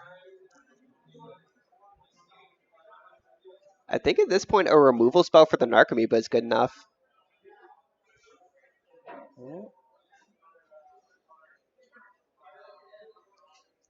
What does he have here? What? Yeah. Sitting on 6 mana. Okay, I'm curious. Oh, he does have a Snapcaster. So yeah, I think Snapcastering Cryptic to tap the blockers. Yeah. He's going to get to attack for 5 with his Gargoyle. Does Jacob have a removal spell? He's going to cycle. He's Yeah. digging for something. Creeping Chill keeps him alive. Yes, it does. And takes the game. Wow. Case went for the win, and some timely Creeping Chills from Jacob stole it right back. Wow. Well, all right. I think we've still got lots of time left in this round. We Yeah. can hopefully find a backup. I'll step out quick to available. see what I can find. Excellent. I'll bring it back to the booth and keep the people entertained. All right. Well, hello, everyone. My name is Patrick. That's Matt, who you were also hearing. He's going to be on his way back here. He's finding us a backup match. We are in round 2 of what will be, I believe, a 6-round modern 3K charity tournament here at Mox Boarding House Bellevue. So if you don't know what the Chalice is, you can find more information by going to, where is it? Chalice2019.causevox.com. Let me add that into chat. It is chalice2019.causevox.com. There you can see all sorts of information about the wonderful charity that we're supporting this year. A lot of the famous Magic personalities that will be participating in tomorrow's portion of the Chalice, where there will be standard and block party, and where you can support your favorite creators there to help gain them some advantage and get some rewards from them. We've got fantastic pins, some cool playmats, wonderful stuff. All the money's going to a great cause. Matt is coming right back into the booth here. Yep, we do have a backup match. Excellent. Who is our backup match? It is going to be table 8, which is Michael versus Ezra? Yeah. All right. I'll see if I can grab the deck list for those players. Sure, and I will get that plugged into the system here if you want to put those back in where they belong. In the meantime, definitely check out chalice2019.causevox.com. As I mentioned, there is all sorts of interesting and unique swag that you can get only by supporting people at that site. And again, you're doing a great thing. It's supporting sick kids at Seattle Children's Hospital, helping them have a chance to feel like a kid again. We also do want to give a thanks to all of the people that have sponsored and helped provide prizes for this. So that is both Wizards and Inked Gaming, and of course Card Kingdom. So thank you for that, and thank you, of course, to you for tuning in to this day 1 of this Chalice Weekend Bonanza. Yes, It's absolutely. amazing. All right, so we are looking at So we've got our backup match coming on for round 2. We've still got 6 rounds before they cut to top 8? Yes, it'll be 6 rounds of Swiss plus the top 8.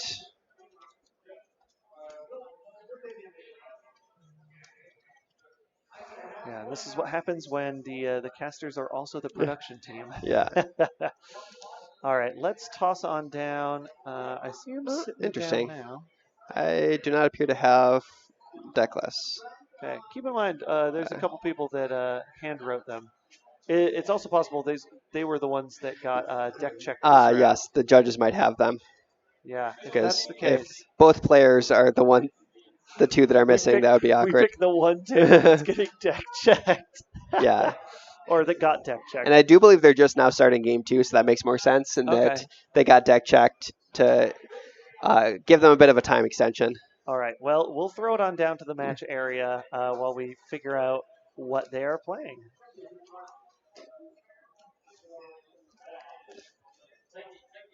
All right. Well, we will find out in real time. Yeah. In the meantime, a question from chat. What do you guys think about Invoke Prejudice in Urza? So in the Urza word deck. Well, it's not modern legal, so that's probably an issue. But I can answer from the perspective of that card's way too expensive to even consider playing in Legacy. So not worth worrying about in my boat. All right. Let's see. We get to play the fun game of how long does it take us to figure out what deck they're playing. Well, this looks like an Urza deck on the right. And burn on the left, Okay. maybe? Yeah, I see a Monastery Yep, Switch. that's Yeah, burn. Lava Spike. Burn, burn, burn. All right. Um, Depending on which version of Urza this is, typically either a very good matchup for burn or a slightly favored one for Urza, where the more combo-y versions of Urza are really weak to burn, just not having much interaction, really being weak to Eidolon of the Great Revel, um, and just generally, losing the race. But specifically, Thopter Foundry Sword of the Meek is a tough one for burn to beat. yeah, all the life gain and huge numbers of blockers there Yep. is absurd. Let's see. I think we'll see who's actually on the play, and that'll let us know who's up a game. Hmm. Yeah, it looks like Yep, Burn is up the game then. Michael winning game one.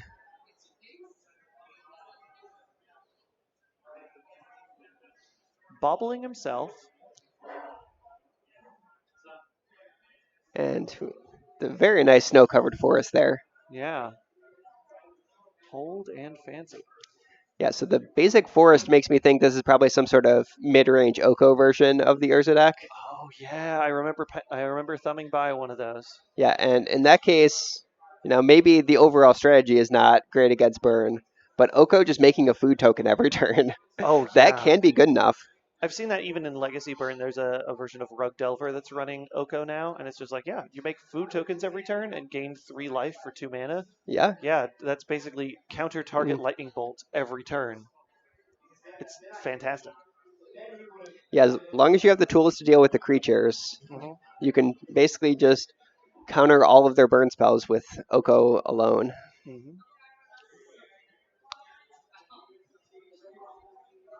All right, well, there's an Astrolabe. Yep. Banned in Pauper, not Eh, in Modern yet. If it will ever be banned in Modern, we'll see. There's people even calling for that card to be banned in Legacy. It's a little bit silly, I think. I've had people starting to force a will Arkham's Astrolabe in Legacy, Oh man. and you kind of know something's wrong when you're doing that. I mean, there will at some point be some decent hate for either Snowlands or for Astrolabe or cheap artifacts in particular. Um, Simply because there needs to be a way to keep extreme mana bases in check. Yeah, no Wastelands, not really too many Blood Moons floating around Modern right now. But what there are Monastery Swiss Spears and burn spells. Exactly. So if your mana base comes at the cost of paying a bunch of life to Shocklands, burn will teach you a lesson. Skewering some critics.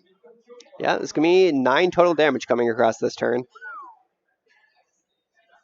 Wow.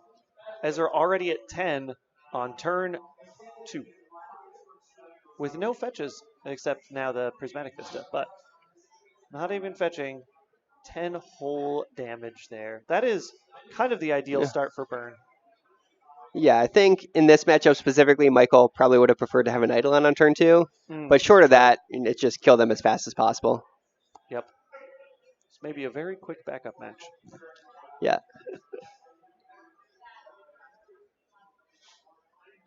But Ezra really hasn't gotten anything off the ground yet. We'll see what we have here. Ah, Collective Brutality. Ooh, that's a nice one. That does almost everything he wants to do. I think you want to escalate this twice because you can kill the Swift Spear, duress them a card, and gain some life back. All 3 of those modes are very good against Burn. Yeah. Definitely getting the maximum value out of this Brutality as we're just deciding what cards to discard to the escalate cost. Looks like there's going to be a Goblin Engineer and not sure what the other one is. I think it might have been a Fatal Push. That makes sense. I think he can reasonably figure that Michael doesn't have any more creatures in hand. Yep, and there goes the bolt. Michael just sitting now on double lands in hand. One of them being the Sunbaked Canyon. Probably going to cycle that immediately. Yep. And he also, oh wow, he Is that top decked 2 into more 2 lands? Goblin Guides. Oh, All right, Goblin Guide is... It's not bad here. Yep. And hey, he gets a land off of it at least. As they're falling back down to 10 and then 9 thanks to the fetch from this Prismatic Vista. Mm-hmm. No, not fetching yet. He might be keeping up in case of a second fatal push, maybe? Yeah, probably not particularly relevant one way or another. Just pretty much always going to double fetch here to play turn 4 Urza. Yeah. The Construct token will only be a 2/2. That is enough to trade with a Goblin Guide, but that's obviously not what you want to be doing with Yeah. the Construct. The question is, does he have anything that he can cast for just 1 blue? The answer is yes. What is that? Is that an Emery? Yes, it is is. an Emery, yeah. Emery the 8th I am. Think there's another Astrolabe in there, but milling 2 more Emerys, so probably not ideal. Some goose. Those I think are goose. Those are gilded geese.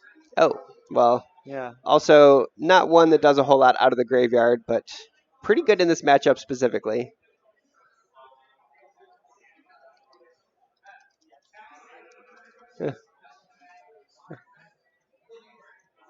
There we go. Untitled Goose Urza. There's the second Goblin Guide.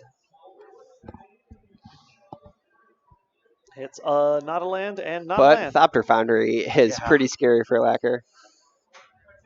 At this point, it is go down to 4 or go down to 6 and lose the Construct. Tough choice. Could be a little bit ambitious here and block Urza on one of the Goblin Guides, hoping there's no burn spell to kill off the Urza.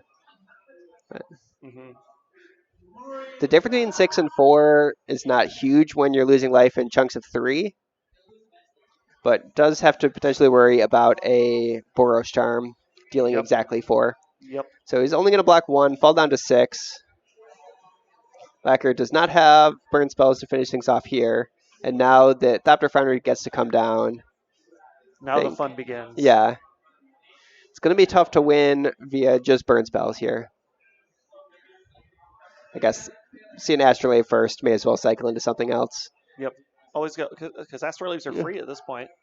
They pay for themselves with Urza. Yep.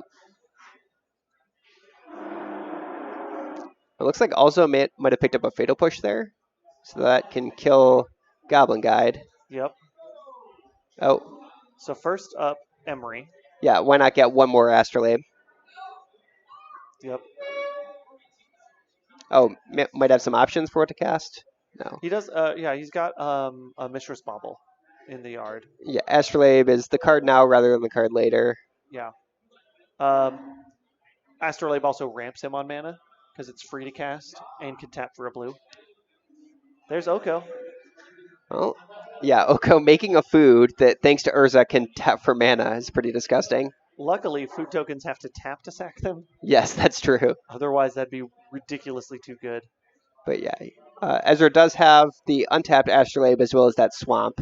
Yep. So it does have the ability to gain 3 right now if he needs to. Mm-hmm. But currently doesn't have any blockers other than the Urza. So would have to risk that one if it wants to block the Goblin Guide. Oh, and Michael did have a Boros Charm. So yeah, this is knocking Ezra down to 2. Yep, and now it's a question of, does Michael top deck a bolt? If Michael top decks any sort of bolt effect, we've got, he has to block the Goblin Guide with Urza. Yeah, I think at this point, Ezra just has to block regardless, since a bolt, if it kills the Urza, would also kill you. There's nothing really that deals exactly 2 in the burn deck. Ooh, there's the Eidolon. Well, that's also pretty scary. Yeah. This could be a weird game thanks to Oko. Yeah. Wow, Michael just says, no, I'm not even going to bother with this. Yeah, because I think the main reasoning being that, like, Ezra just sits back and gains 3 life every turn. And there's not a good way for Michael to beat through that, especially when, as soon as Ezra's ready for Eh, it, the Eidolon just becomes an elk. That's true. Oko just basically deals with everything one way or another, Yeah, except enchantments except enchantments, yes, which is nice. and other Okos. Also true. Well, no, because you deal with other Okos by making a food token, turning your own food token into an elk, and then attacking their Oko with it. Yeah, but they're also doing the same thing. Yeah, I mean, yeah, you bounce elks off each other for a long time, but I don't know. I've played like 2 games where both players have had an Oko and play at double-digit loyalty, and that's 2 more games than I ever want to play of that in my entire life. Gets out of hand really quickly. All right, everybody, start slotting in your elder spells, and There you go. Burn just needs to Manamorphose into Elder Spell. you know, that's not the worst idea I've ever heard of. It's also not the best, but it's far from the worst. I guess at that point you just play black mana in your burn deck for like Bump in the Night, and That could do it it's too, probably yeah. a little more reasonable. Yeah, bump in the night. Or Reign of Gore is a pretty nice one. Oh yeah, Reign of Gore would be good. If you're splashing black, you could even go with Dash Hopes. Sure. Don't play Dash Hope; it's a bad card. See, this is why Modern is just a great format. It's amazing. That even though a lot of the lists that we're seeing in this room today are pretty stock, there is a lot of room to explore, and someone somewhere is going to figure out something that no one has thought of, and then out of nowhere we have the next Lantern Control or Yeah, exactly. something outrageous. Yeah, there's all sorts of fantastic options. What's really interesting to me, there's a statistic I heard recently. There are more cards in Modern now than there were cards in Legacy when Modern was introduced. Hmm. Like the card pool in Modern right now is larger than the card pool in Legacy when Modern was created as a format. Yeah, so let's see. Modern is. Yeah, It's 11 years of yeah, cards. that actually makes sense. It's 11 years of cards, and they've been really cranking out sets for quite a long time yeah, now. And the sets have gotten a bit bigger too. more supplemental things. Well, Just had Modern Horizons this year. true, yeah, there's that too. Mm. It also helps kind of explain why Pioneer is a thing, because Modern has such a huge card pool at this point. Yeah, Pioneer now is pretty close to what Modern was at the format creation. I think only 1 year smaller. Yeah. So who knows? Maybe 7 years from now we'll have whatever the next crazy format is. Yep. And I guess at that point it's just historic. Yeah, exactly. All right, Swift Spear coming in as a turn 1 drop from Michael, setting the pace off quick. A couple good burn spells in hand there. And turn 1 Mox Opal from Ezra, but no way to turn it on, so just going to pass the turn back. Man. Maybe with a Fatal Push for this Swiss Spear.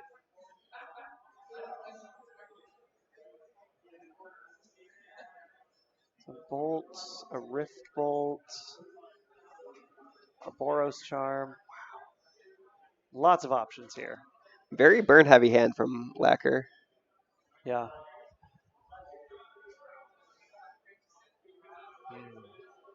But he's faced with the conundrum. Does he attack in and hope for the best? Or, yep, nope, he's going to go suspend 1. So now he can't Boros Charm for indestructibility in case he wanted to do that to save the Swift Spear. Yeah. Runs him a little lower on options. Does he go for the second suspend? No, straight up bolt for now. Yeah, splitting the difference a little bit, but this does get in, I think, close to the maximum amount of damage he can this turn. Yeah. Yeah, and no Fatal Push, so Ezra, maybe we'll see a Collective Brutality here. Collective Brutality could be good. Especially looking at Michael's hand. Yeah. There's 3 good choices there, so. Yeah, Brutality would be very strong right now. I do think Ezra's going to need some sort of interaction here, because Michael's hand is pretty close to getting the job done next turn. Yeah, I think he's got lethal on board. I think because he gets the Rift Bolt, Boros Charm for 4. That's 7, 8, 9, 10. No, he needs a land and another bolt of some sort, so he's close. Well, this does look like brutality. It's Yep. coming down. Yeah, Escalating twice again. pitching just 2 lands, I think. Yep, Vista and some other fetch land. Yep. Yeah, collective brutality is Tying up the game at 15 apiece now. Yeah, if Michael had top decked a land, he would have gotten it. Yep. I think the right play here is you take the Boros Charm. It's got the most flexibility compared to the other cards. Yep, that is what Ezra's going to go for. So going to fall down to 12 thanks to this Rift Bolt. Yep. Michael has 6 more in hand, but that's still a long ways off. And does top deck the 3rd land. Yep, that would have been lethal then. Wow. Suspend the Rift Bolt and I think pass the turn at that point. Yep.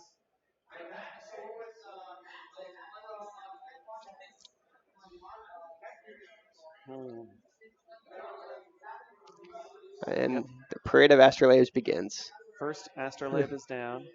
I realized something the other day when I was playing astrolabe. I was like, oh, I tapped wrong. I don't have a snow source to play my second astrolabe I just drew into. And then I remembered, I do.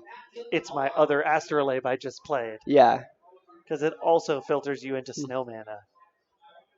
It's so good. Just getting to chain them with Urza's is Yep. pretty nice as well. Bolting Face rather than Bolting Emery. Interesting. I'm not even sure the Emery milled anything particularly problematic.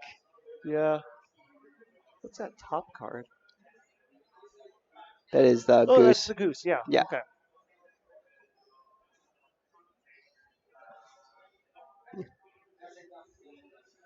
Comes a fetch. All right, so Ezra down to 5. And I think Michael picked up a Skullcrack. So this is going to be just one top deck away from potentially winning this. Mm-hmm.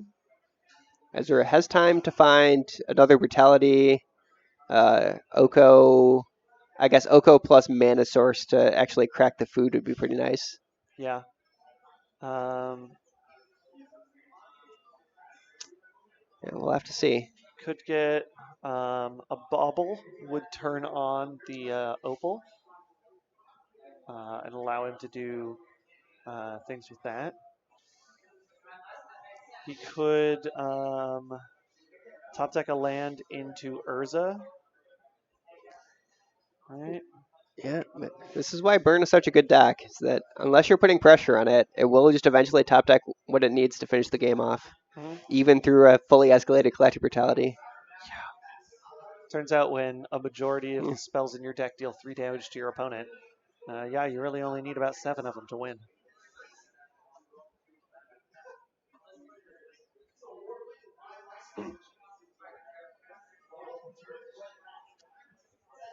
Ezra looking a little bit flooded here. Discarded 2 lands of Collective Brutality and had 2 more in hand before playing that tap Steam Vents. Yeah. So, yeah, this could be an unfortunate one for Urza. He's got 2 more lands in hand at least. Looks like there's a Forest and an Assassin's Trophy. Ooh. Yeah, and Bolt from Michael putting Ezra down to 2. What's it going to be? Glad he didn't shock now. Well, and the redraw. Oh. That'll do it. Yeah, Searing Blaze with Landfall.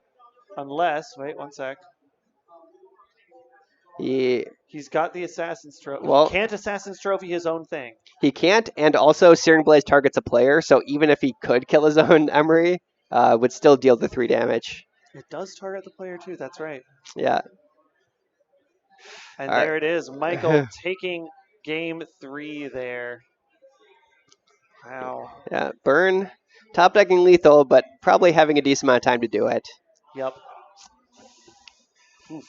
All right, yeah, I do think that's going to do it for round 2. Probably not going to be able to get a third match. So But why yeah, don't we bring it let's back to the booth for now? bring it on back to the booth. Hello, everyone. I'm Patrick. This is Matt. We are Yep. the lovely voices you've been hearing during this round 2 of the charity Chalice Day 1 Modern 3K tournament. Those Might want to words are shorten that name a little bit. yeah, one of those words in the right order is the correct way to talk about it. As mentioned before, all the proceeds from this tournament are going to the fantastic charity that we're supporting this year. You can find more information about that at chalice2019.causevox.com. I'll post that in chat again in just a moment. So that is Chalice. I could just Yes. let me just copy it from last time I posted it. And hopefully Twitch doesn't get mad that we're posting the same thing multiple Yeah. times. But there's the link in chat. Please go check it out. Tomorrow we've got all sorts of great Magic content creators coming in for a couple of rounds of Standard and a couple of rounds of Block Party Constructed. So tune in, support your favorite creators there. There's fantastic reward and unique swag there. So please check it out. Oh, thank you so much. A nice cheer there. Yeah. For Claw Yeah. Carver. Yeah, excellent. Thank you for that. Other things that are coming up on the stream schedule here at Card Kingdom, we have our usual Monday Night Legacy and Thursday Night Modern streams. So if you're really into Yeah. Modern and want more, we do like 4 rounds of Modern Yep. every Thursday night. So start seeing some familiar faces there. Legacies on Mondays, and like I said, tomorrow is our big thing we're going Yeah. for,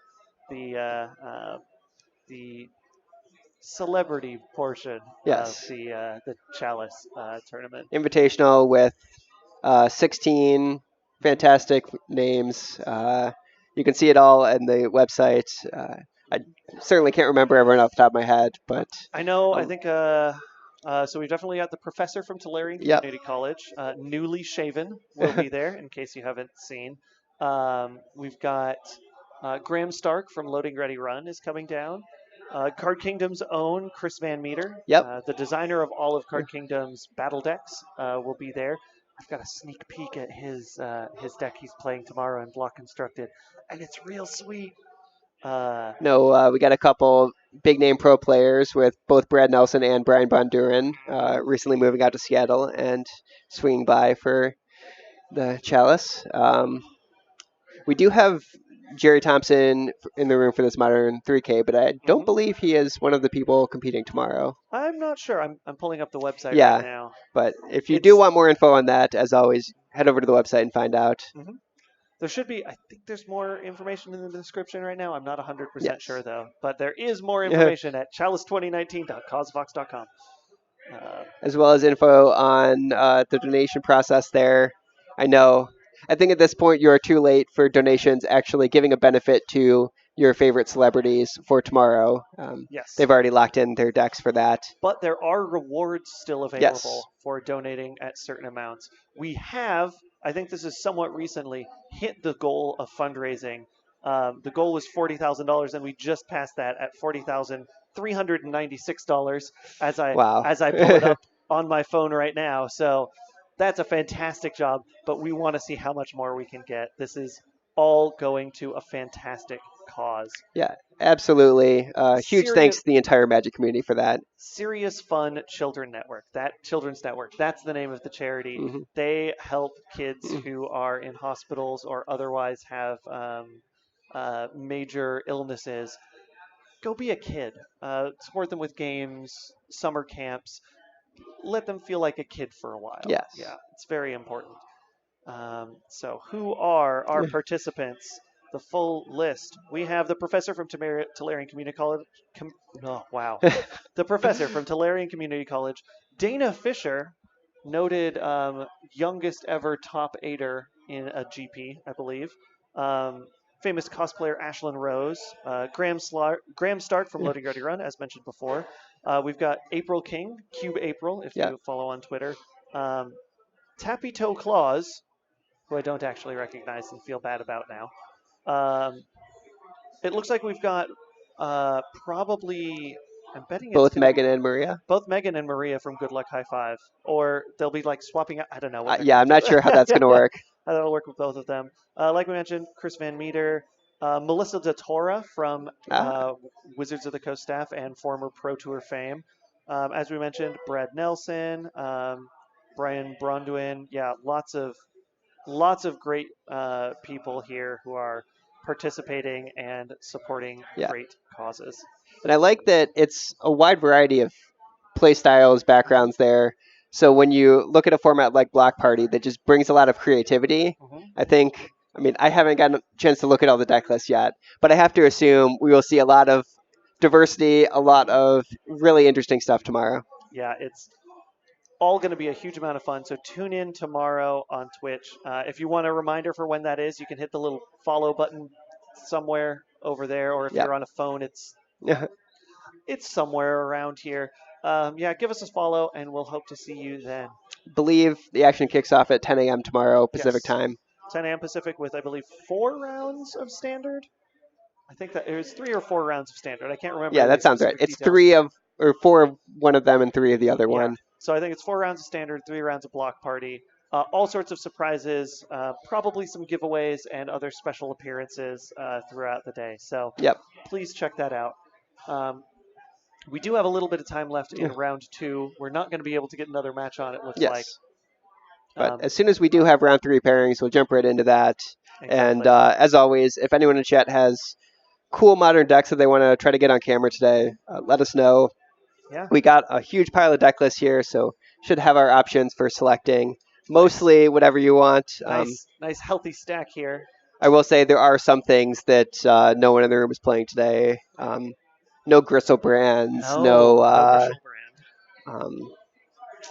let's see. What else is missing? No Valakuts actually. We had a lot of Amulet and a lot of Yeah. Tron, but Yeah. no of the different Permeable Titan deck, I guess. Yeah. We have. Oh no, there's only one type of primetime deck. No. Yeah.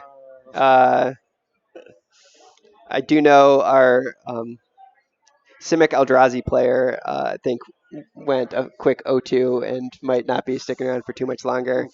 She looked a little bit disappointed with the deck choice. Yep. There's at least one other person that's on Okodrazi.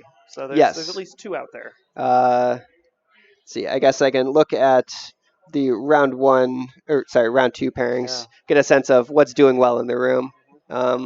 It does seem like the various graveyard decks, be it Dredge, Vengevine, etc., all of those doing pretty well. Yeah. Maybe exploiting a room that is a little bit light on graveyard hate. I think you're right on that. With the Hogak banning, a lot of Yeah. people chose to go a little lighter on their graveyard hate in the sideboard, and so there's a lot of decks that are capitalizing on that. Let's see.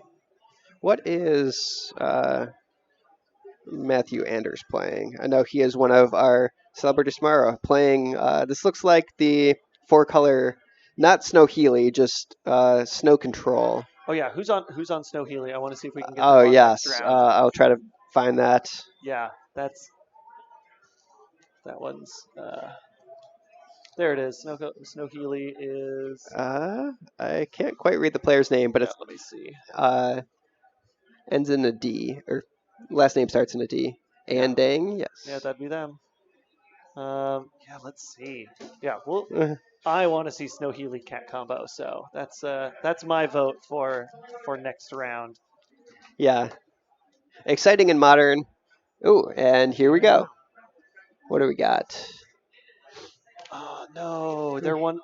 Oh no, they've dropped all the way down. Unfortunate. They have not won. So let's see. What is table 5? Table 5 is probably Burn versus something. I know This is Eldrazi Tron. Ali plays Burn a lot, Okay, or used we to. did just see some of that, so maybe not not. again. We can check for sure what Ali's on though. Yeah, I'm going to peek at that. If not, we might get decks. table 2, which is 2 things. 2 new things. Yeah. Jeff is on Death Shadow, and Richard are here. Let's first try to find out what Ali's on. Yeah, here I'll take this half. Yeah. Ugh. This is the fun part of being your own production crew. Oh, this is Amulet. So I think table 2 is a good backup option if Ali is indeed on Burn. Yeah, so give us a sec here. That is already into the M's. Yeah, why did I? So Some of these did not end up alphabetically correct. Apologies as we take a second to figure this out. Yeah, we don't want to show burn back to back, as it's. I'm sure we'll get plenty of opportunities to see burn today with it being. Yeah, maybe. There's a couple that were pulled for deck check. We'll check. Oh,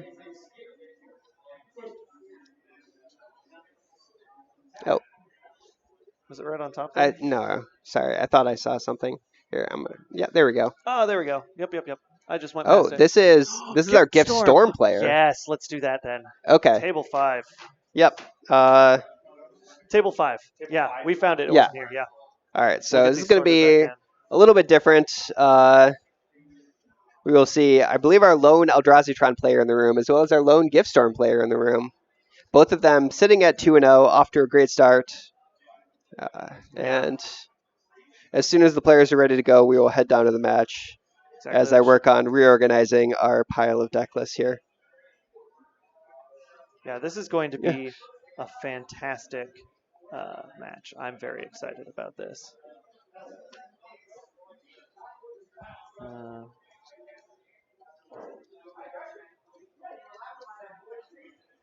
Okay. Yeah, so Storm, definitely one of the decks in Modern that kind of fell off the radar for a while, but I think has picked up. Recently won a Star City Open, and just being a deck that is a little bit faster than all of the other combo things that people are playing. Having a good Urza matchup by just kind of being a little bit faster. Yeah. Having a reasonable matchup against things like Tron or the other big mana decks. Mm-hmm. So might not fare as well when Burn is one of the more popular decks in the room. But I do think for this overall field, it does seem like Storm is a surprisingly good choice. All right. But it looks like they are just getting down to the match right now. So we should be able to throw down to the match area, and we'll be with you as they get set up. Excellent. So for those not familiar with Blue-Red Gift Storm, it's all about mana cost reduction with Goblin Electromancer and Baral Chief of Compliance. And you run into some rituals, you gift Ungiven yourself, dump some stuff in the yard, and go crazy with Past in Flames and eventually Grape Shot. We're going to have a lot of fun, everybody. Counting to 20. Yes. And our Eldrazi Tron is Tron lands and Eldrazi. Yep.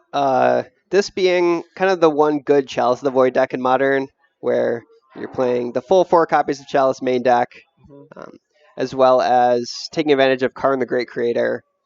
Certainly not the only deck in Modern doing that, but I think thanks to the Tron lands, this deck does it better than most. You can actually reasonably play Mycosynth Lattice off of it. Yes. Looks like the 2 durable targets in Joe's deck, the Lattice that you already mentioned, Ensnaring Bridge, Witchbane Orb, Trinisphere, Sorcerer Spyglass, Liquid Metal Coating, Torpor Orb, both Relic of Progenitus, Grafdigger's Cage, and also Torment Script. Wow, yeah. Walking Ballista, and Basilisk Collar. So that is 12 one-ofs in the sideboard that are all available with Karn the Great Creator. Pretty much, I think all reasonable options. I guess the one card that I've seen in some lists that is not in Joe's one is Crucible of Worlds. Yeah. So no way to fight back against land hate, at least in the main deck. Yeah, and I'm a bit surprised because with running the main deck Ghost Quarter, you can just keep quartering your opponent if you've got that. I think maybe Joe deciding that that's a little bit unnecessary, where if you have Karn going, you're probably going to win the game some other way. That's very true. Very true. Let's reset the game count here. Oh, yeah, thank you. As this is game 1 of round 3. Yes. Our round counter is not quite functioning today, so you'll just have to take our word for it. Yep. Thankfully, Modern is a format where I think the clock is less relevant than other ones. We don't have to worry about players going to time too often. Yeah, not every round like Legacy. Yeah. All right. And looks like Ali's good with their hand. Looks like we have the wrong player name on the right here. No, that's correct. Oh, did I? Oh, I didn't save the right name, did I? Yes, this is Joe Adams, being our Eldrazi Tron player. Oh, this was last round's match. Yeah. That's why. Ha! That's why. All right. My bad Things on getting a that. little bit lost in the confusion of deck lists there. And this is round one. Why that? Yeah, we There's should. the actual one that I want. Here. Let's just get rid of that clipboard. Clipboards look official, but they're not what we're looking for right now. Yes. Alley off with just a tap land to start, and now knows very well what they're up against. Yeah, turn 2 for LA is the big one. It's got to be some sort of cost-reducting creature here. And there we go. Yep, that is the Goblin Electromancer. Mm-hmm. So yeah, Joe, I don't think has main deck ways to remove that on turn 2. Oh, it does have 2 dismembers. Okay. Yeah, dismembers. So yeah, that would be fantastic here. Theoretically, could also have a Chalice on 1. But nope, gonna try to just pass with the Expedition Map and assemble turn 3 Tron if Joe somehow gets another turn. Yeah, the catch here is Ali is running a couple copies of Remand. And with the Electromancer, that's a 1-mana counterspell for you. Grape Shot. Ooh. Yeah, spending a lot of time. Oh, okay. So found a Past in Flames. Yeah, no third land from LA. Mm-hmm. So just going to pass the turn back. Maybe with a Remand available, but if not, I see at least 2 rituals, the Grape Shot and the Past in Flames. Yeah. Because even if Joe is able to Tron out into something right now, I think his options would be he could Karn into Ensnaring Bridge. Well, he could card into Trinisphere. Oh, okay, That's a pretty. Karn into Trinisphere would be the really bad one. There's the Chalice off the top though for him. Yes. Chalice the Void, X equals 2 is also really good in this matchup. That's going to be Chalice X equals 1 though. Yes. Yep. As well as a Reality Smasher. Okay. So that is the one that, yeah, I can't let that one come down. Remand, slowing down the Smasher a little bit, as well as drawing Ellie a card. I think Ellie is really close to being able to win this turn, so we'll have to see what the draw step yields. Yep. Another ritual. And none of the rituals, I think, are one cost. No. Red of Flame, all of conveniently being banned in Modern. Boo. I think correctly right. So. I mean, yeah, you're right. Oh, well, here come the counters. Yep. So thanks to 2 attacks from the Electromancer, Joe's down to 16. That means probably a Grape Shot for 7 on the front half, and then Past in Flames, flash it back for 9. Yep. That would do it. If Ellie has 3 rituals, she's going to need something else in order to build up Storm Count a little bit. But there could just be some blue cantrips. A gift certainly guarantees the win. Yep. Another ritual. Pyretic rituals. Yep. 5 red. Yeah, you don't get to play Dark Ritual in Modern, but thanks to Goblin Electromancer, you sort of do. You really do. Yeah. I've been playing a lot of Ruby Storm in Legacy, so this is near and dear to my heart what's going on right now. It's very nice. All right. So ritual number 4 means 9 mana? Well, the relevant thing is the Storm Count. Yeah, Storm Count's 4. So I guess Past in Flames. Is there enough mana to both cast? Oh, yeah, there has to be. So the first Past in Flames flashes back all 4 rituals. Yep. That builds enough mana to cast Grape Shot, then flash back the Past in Flames, and then flash back the Grape Shot. Yeah, so yeah, I think Allie has this. Yeah. And doing all of it through the Chalice on 1, where I think Joe, well, I guess if he'd cast Chalice on 2, that just would have gotten remanded and would not have been able to recast it. Yep. And that's Allie going away with game 1. Yeah, not able to pull off the turn 3 win, but doing it just as well on turn 4 with remand backup. Exactly. Having the remand backup, I think, was really important there. Yes. That Reality Smasher. Well, the Reality Smasher wouldn't have really ruined things, but it's still one of those things where it's Probably best to get rid of that just in case something goes Yeah, wrong. it did offer protection if Joe had played the Chalice on X equals 2. Correct. Yeah, and moving to the sideboard, the one downside of being this Karn the Great Creator toolbox sideboard is I don't think Joe really gets to. So He's got there are 2 copies of Warping Whale. and a spatial contortion. Sure. Uh, Probably can also board in some of the graveyard hate. Having the Relic of Progenitus and Tormod's Crypt and Grafdigger's Cage all in the sideboard, he can board in 2 of those and then leave maybe something like the Relic as still an option to get with Karn. Yeah. But yeah, the Trinisphere, which would otherwise be the best card in the deck in this matchup, really got to leave that one in the sideboard and hope to find it with Karn.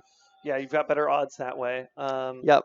Allie looking at some decent options of a braid, 2 Abrades from the sideboard being pretty good. Yep. Pieces of the Puzzle is a fun inclusion. Where you reveal the top 5 cards of your library, put 2 instant and sorcery cards, throwing them into your hand, the rest into the graveyard. Probably not going to bring that one in, but still an interesting choice for the sideboard. I'm wondering what that would be for. I think it's your tool to fight against discard heavy decks. Oh, that would make sense. Where just being a spell that for pretty cheap is a draw 2 plus some good card selection. Also dumping cards in the graveyard for Past of Flames value.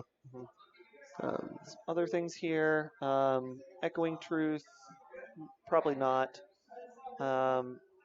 Dismember, might actually bring in the Dismember. Mystical Dispute. What does that card even do? It's the mana leak from Throne of Eldraine that costs 1 if it's targeting a blue spell. Got it. That's to fight. Yeah. Yeah. No blue spells in Joe's deck. Not going to board that one in. Nope, not at all. That's. I like the one Rebuild. More answers to artifacts. Yep. I think the Rebuild probably has to come in too, since like you're staring down a Chalice deck. Yeah, I think in this matchup, Ellie doesn't have to lean heavily on any kind of transformational sideboard. Doesn't need the Aria Flame. Doesn't need the Empty the Warrens. Just do the same thing as game 1, maybe blowing up an artifact or 2 along the way. Exactly. So yeah, hopefully Abrades and Rebuilds should be enough for that. Don't need the bolts either. Yeah, I guess could also board in 1 Echoing Truth as an additional bounce spell. The problem is that doesn't do any. Well, that's a tough one. Yeah, Echoing Truth is a maybe. Yeah. I think Allie already has an Unsubstantiate as a main deck bounce spell and a Repeal. Yeah. So yeah, probably doesn't need the Echoing Truth as the 3rd bounce spell. No. Just the Abrades, the Rebuilds, and maybe the Dismember are good enough. Yeah, so probably not a whole lot of sideboarding on either side. We'll just see if Joe, being on the play as well as knowing what he's up against, can put up a better fight in game 2. Time will tell on that one. What else do we have here that he's running? I haven't really looked deeply at his list. Okay. Yeah, I think sticking the Chalice on 2 is going to have to be Joe's best move. Yeah, it's extra nice in that most of Allie's answers to an artifact in play also cost 2 mana, thanks to Abrade and Unsubstantiate as the bounce spell. Repeal is the one that'll only cost 1 targeting a Chalice. Repeal will do it as well as Rebuild. Yeah. But still, that cuts out at least half of the options. I guess the existence of Chalice might be a reason for Ellie to board in the one Empty the Warrens instead of one of the Grape Shots. Oh, yeah. Just have a little bit of flexibility on the actual Stormwind condition. Since I guess Joe's deck has 2 copies of All Is Dust, but past that, pretty hard to beat like a small Empty for 10 or 12. Yeah, especially like Empty could be good as sort of the emergency Empty of, well, I can get Storm Count to 3, so I can chump block a lot. Like Storm Count at 3, I've got 6 turns of chump blocking. That's not a bad option. Yeah, and Joe, we see boarded in his Relic of Progenitus. Interesting. Yeah, I guess that it probably makes the most sense to leave the Tormod's Crypt in the sideboard now that I think about it. Because it's free. Yeah, so you can on turn 4. Yeah, and Chalice for 1 comes down with an opt-in response from Allie. Yep. Keeping something on top. We'll have to see what this is. Is that Baral? I think that's Baral. Yeah, it looks like we'll see the Electromancer come down first, but there's also a Baral in Allie's hand. And I think do I see a Aria Flame in there, or am I wrong? On the far left there? I see a couple rituals on the left. Maybe I'm wrong. I thought I caught a glimpse of a red card that looked like Aria Flame, but now that I get a second look, that might not be the case. I would definitely be surprised to see Aria Flame in this matchup specifically. There's the Dismember from Joe, getting rid of that Electromancer. Yep. 100% the right choice. And there goes the yard. Oh, there's single card exile from the yard. But Ellie has the... Oh, that is Aria Flame. Okay. Wow, okay. Well, Aria Flame is the one that gets you mana every upkeep, right? No. No, that's, yeah. That is Braid of Fire. This one... So Joe's going to gain 10 immediately. He's going to go up to 26. And then every spell Ellie casts for the rest of the game will up the number of counters in Aria by 1 and deal damage equal to the number of counters. So the important number here is 7, in that 1 plus 2 plus 3 plus 4 all the way up to 7 deals 28. Oh, and that'll be enough. Yep. It's kind of a weird card in that it sets your opponent's life total to typically somewhere between 6 and 8, depending on what they were at previously. Yep. But no, Ellie just has Brawl and Pass. I think stuck with 3 rituals and maybe a Manamorphose in there. Looks like it, yeah. So that's 4 spells towards the Aria, but going to need to find a little bit more. And it's going to be difficult in the face of this Chalice to assemble the cantrips. That said, Aria is cast, so you still get to cast them. They'll get countered right away, but it'll still up the count there, which is good. I wonder if this means Ellie also brought in pieces of the puzzle, since that gets around the Chalice and finds 2 more spells. And as I mentioned it, I think that's the card she just drew this turn. Yeah. Yeah.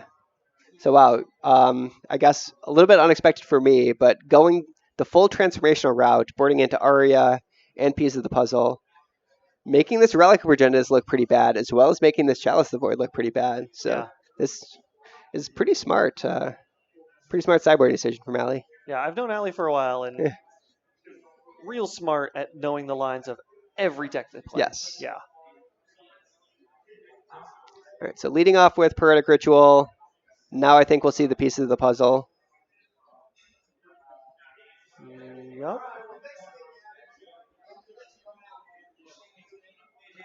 Pieces of the puzzle. Let's see. That's also the way to outrace a Relic, which is good. Oh, it looks like Warping Whale might be countering this. Yeah. Okay, so that's good for Joe. Aria Flame will still trigger. And I think Allie does still have that Manamorphose.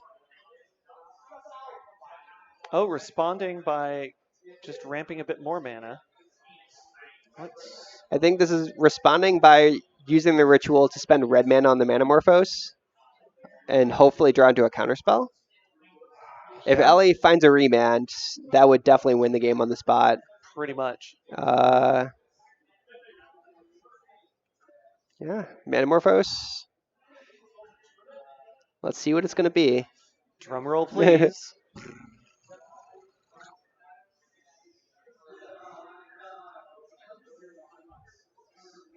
Does not look like a counterspell. No, it does not. Oh, this is Warping Whale killing the Baral. Got it. Oh, because then you limit the mana options. That really makes the mana a lot tighter. Yeah, this is the higher upside play from Joe, but it makes Allie's response of Ritual plus Manamorphose for cheaper. Yeah, I think it's not going to take a whole lot for Aria Flame to steal this game. Found in a Braid and a Past in Flames. Nice. So let's see. Aria currently on 4. So Past in Flames will spend 4.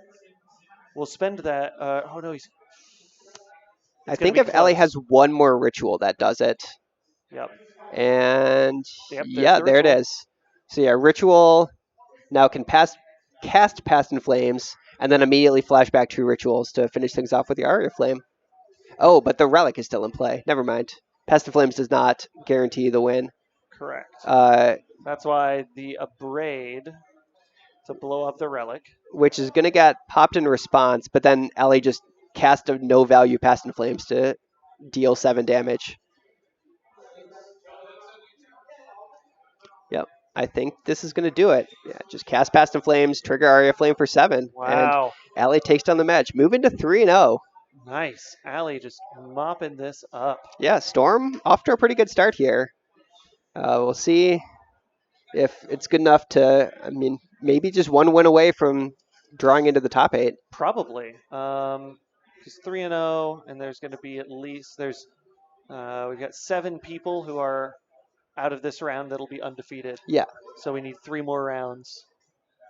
Like we said, 6 rounds, so we should have a very good picture of who's likely to be in our top 8 in another round or so.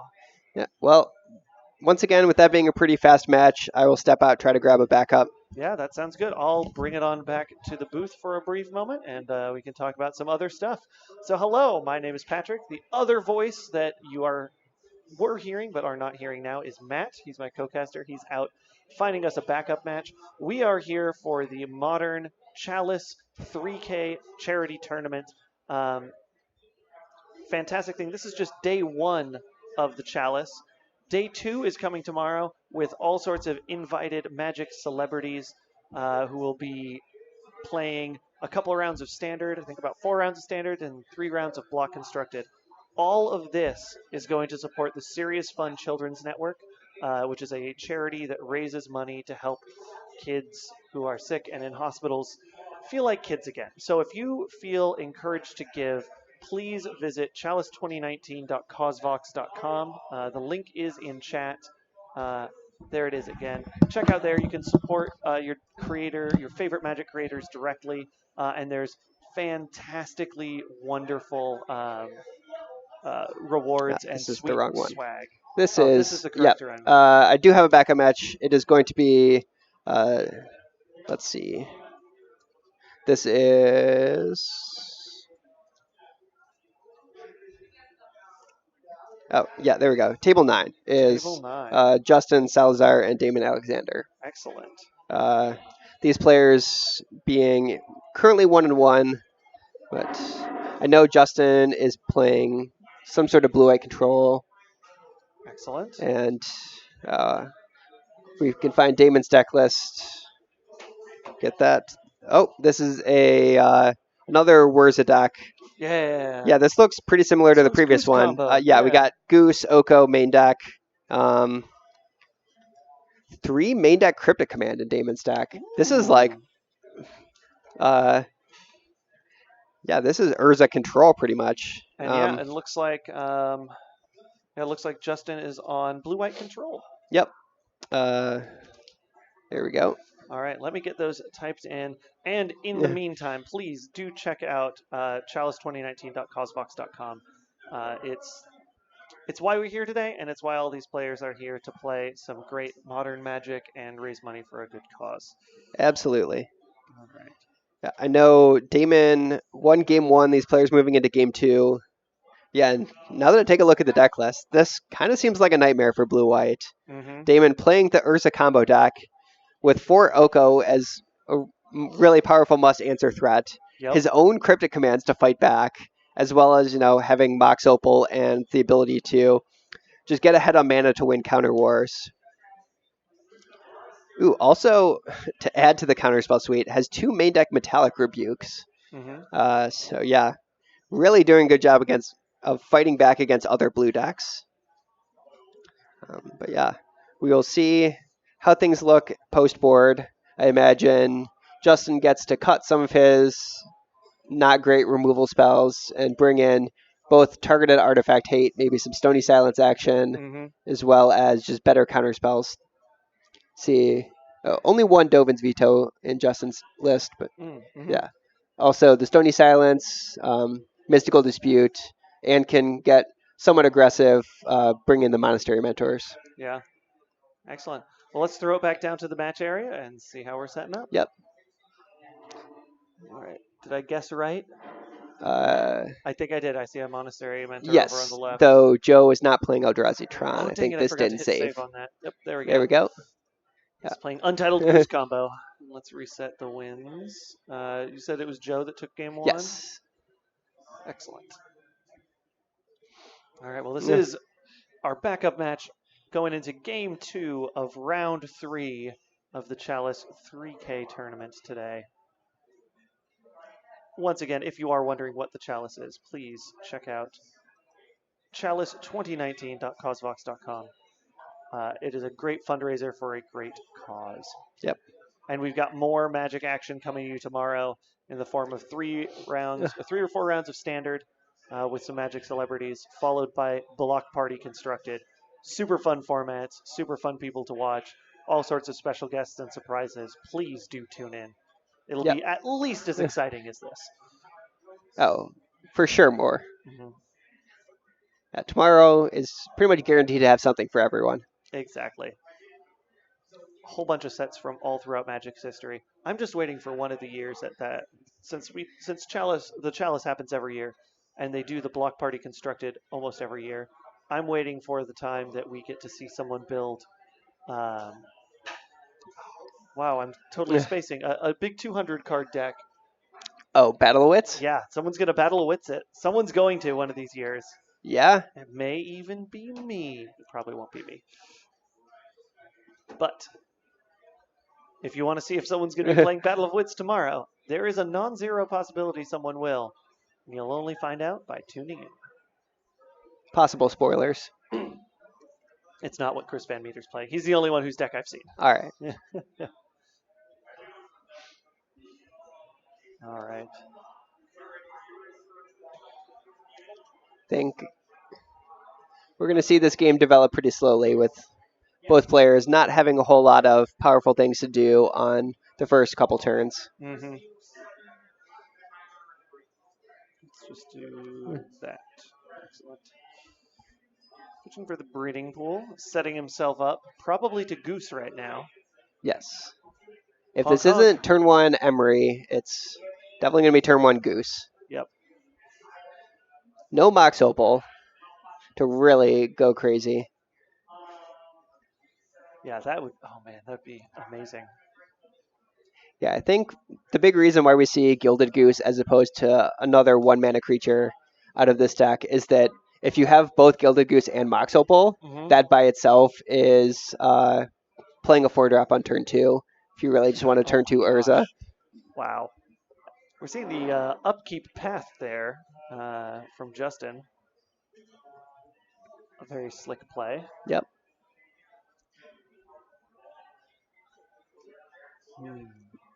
Yeah, but kind of showing why this matchup is rough for blue-eye control, and that if your only answer to these 1-mana creatures is to immediately path and ramp your opponent starting on turn 1, it's not great. There's Emery flipping. Oh, Emery, land, Goose. Another Emery, and a Goose. Yeah, Emery, land, Goose. And one of them is the that new land. The Mystic Sanctuary. Yes, Mystic Sanctuary. That's nice. Yeah, so not great value. Joe does have the Mishra's Bauble in play, which he can pair to essentially use Emery to draw an extra card every turn. Mm-hmm. Yeah, recasting for Bauble is going to be some good early game value for Joe. Yep. We'll see if Justin has an answer to the Emery. Snapcaster Path could do it, as well as some sort of 3-mana answer. Let's see. I have to imagine he has Teferi Time Raveler, as well as Detention Sphere. He does. Yep. So both potential options. Engineered Explosives for 0. Okay. So going to use that to blow up the Bauble and could also pop the food token that way. Mm-hmm. But this doesn't stop Emery from continuing to recast the Bauble. Yeah. Interesting. That's probably the time to do that is you wait until they've got an Urza on the stack. Yes. Then you blow up all their 0-drop artifacts. That just makes the math a lot harder for Joe, is all that does. I believe I also see a Monastery Mentor in Justin's hand. Yep. But wanting to leave up the Mana Leak instead. Definitely can't let Joe play an Urza this turn. No. That would dramatically change the pace of the game. Joe's already in control here, Yes. but Urzo, he'd be able to just run away with it. And fetching out that Water Grave, I wonder if we're going to see a Thoughtseize here out of Joe. That is one of the nice sideboard tools he has for this matchup. Something like, oh, nope, instead it's going to be a different black discard spell, Collective Brutality. Interesting. Well, the Monastery Mentor is safe from that, but there's the mana leak anyway. May as well counter this if you're not spending your mana on anything else. Oh, and Justin found the path maybe a little bit too late. Possibly. I mean, you can still path Emery here. If he has it, so yeah, doing it on upkeep, not quite as good this time in that Joe can... he'll get the bauble back one more time. Yeah, he's going to get to cast the bauble until end of turn. Yep. So by doing it on upkeep, Joe won't get the mana this turn, but he will get one extra card. Yeah, which is, I still think, the better way to do that.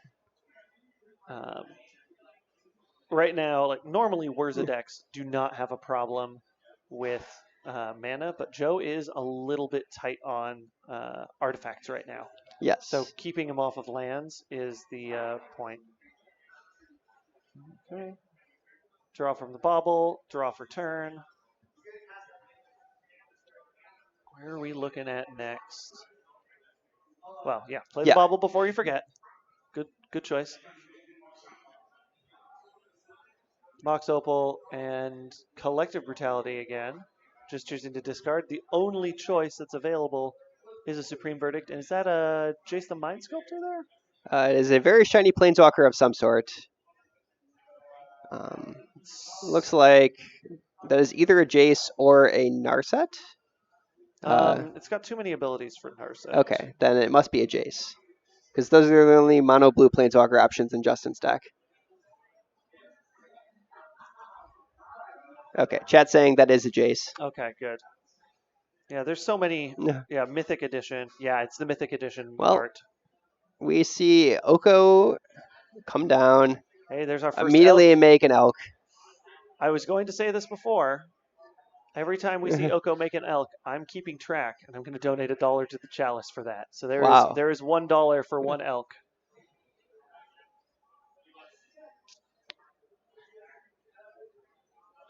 Well, the good news for your bank account is I don't know how much longer we'll see this game go on. No.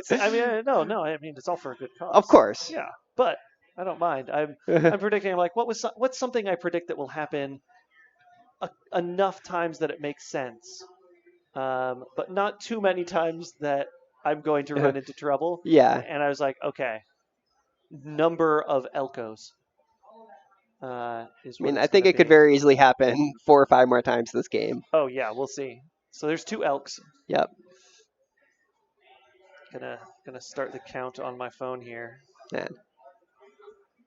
Turning a Monastery Mentor into an elk just feels so filthy. It's so good. Like, oh, your entire sideboard plan was based around this one card that kills really quickly. Well, now it's just a 3/3. Oh yeah, did he pop? He popped Engineered Explosives, and there's still a Mox Opal up. I thought the Mox came down later. Multiple people in chat pointing out that it should be dead. Yeah. Unfortunately, we're kind of too far in this game to do anything to fix that. But we are at Comp REL, so we'll make sure that we have a responsibility to call a judge. I'll be right back. Yeah, don't stop the match. Just get. So Patrick's gonna step out and at least alert the judge staff. My guess is that we're kind of too far into the game to necessarily do anything to fix it, but they'll make sure the correct penalty. Probably just give Joe a warning. And it is important to keep track of these things in case it's happening multiple times over the course of the day. All right, how many more elks did I miss? Nothing yet this turn. Okay. There's a judge on their way to address the Mox Opal issue. Yeah, so I see Justin's holding up the explosives. They're pausing now. Probably have a brief chat to figure out what the resolution is.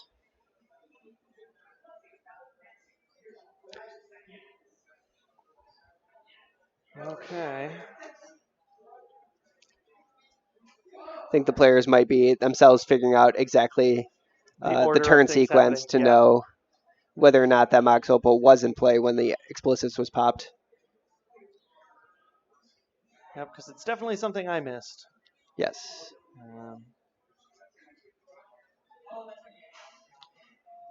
Yeah, the Mox is kind of hidden there, being around Joe's lands. Yep. Okay, so figured out the Mox should be in the graveyard. Grabbing the match slip there probably to assign the appropriate penalty. Check And something there. yep, we will move on.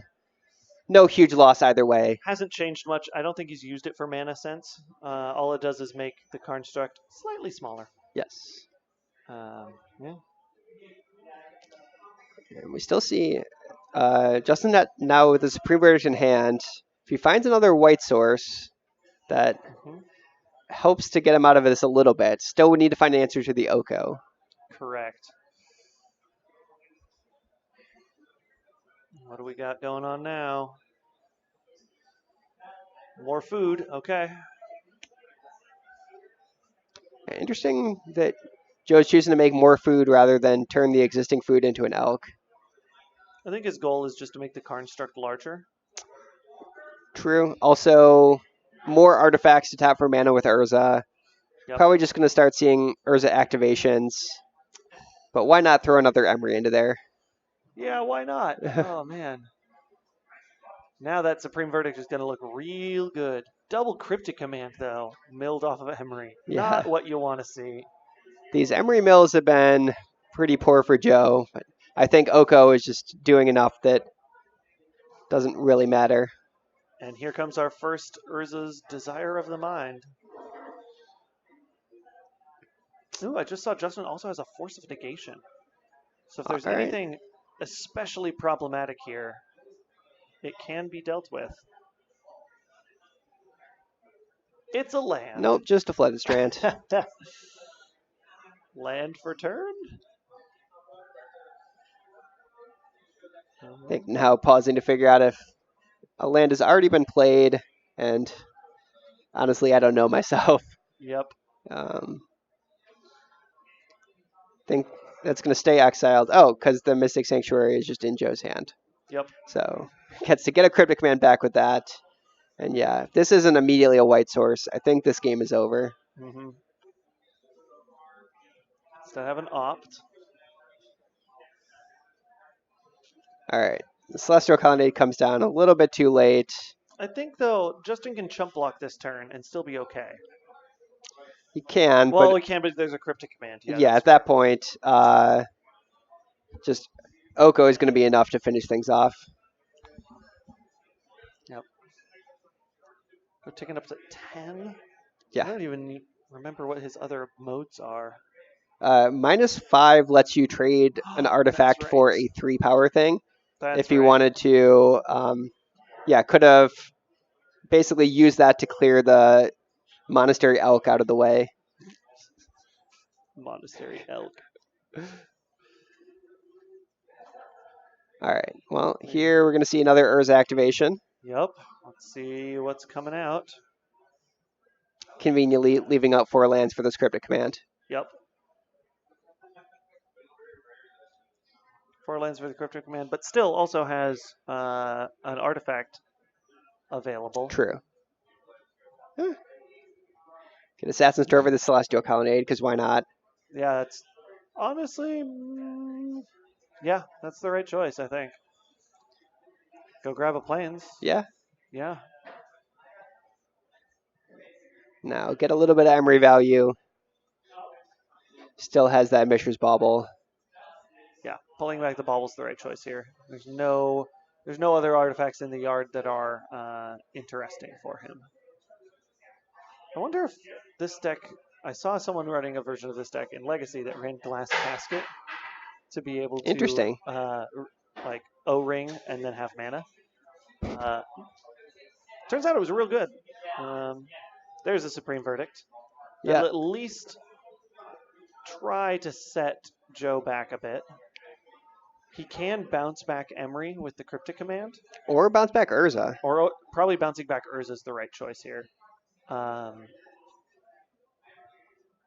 hmm. Or bounce back his own Mystic Sanctuary. That seems a little bit worse. Yeah, that one. I think is probably the worst option for the three. It's just the most fun. Oh, very, very much so.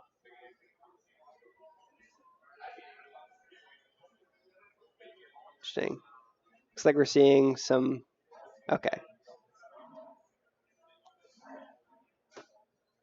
For Oh, we're for 2. interesting. Okay. What can this get out of Damon's list? Yeah, let's check. Um, Thopter Foundry? yeah, I guess just a Thopter Foundry. It is X or less. Maybe. No. Yeah. Well, this just gives him a way to make some tokens. Yeah. It lets him recover the board. Yep. I guess currently doesn't have any good things to sacrifice to the Thopter Foundry, but getting Because it that in is play non-token. Yeah. is. Oh, there's an Astrolabe hiding out there among the lands now. Yep. So could have sacrificed that to make a 1/1 Thopter. Instead, just going to rebuild with this Goose. At some point, these food tokens are going to start turning into 3/3s. Yep. There's an elk. All right. Elk count is at 3. Yep.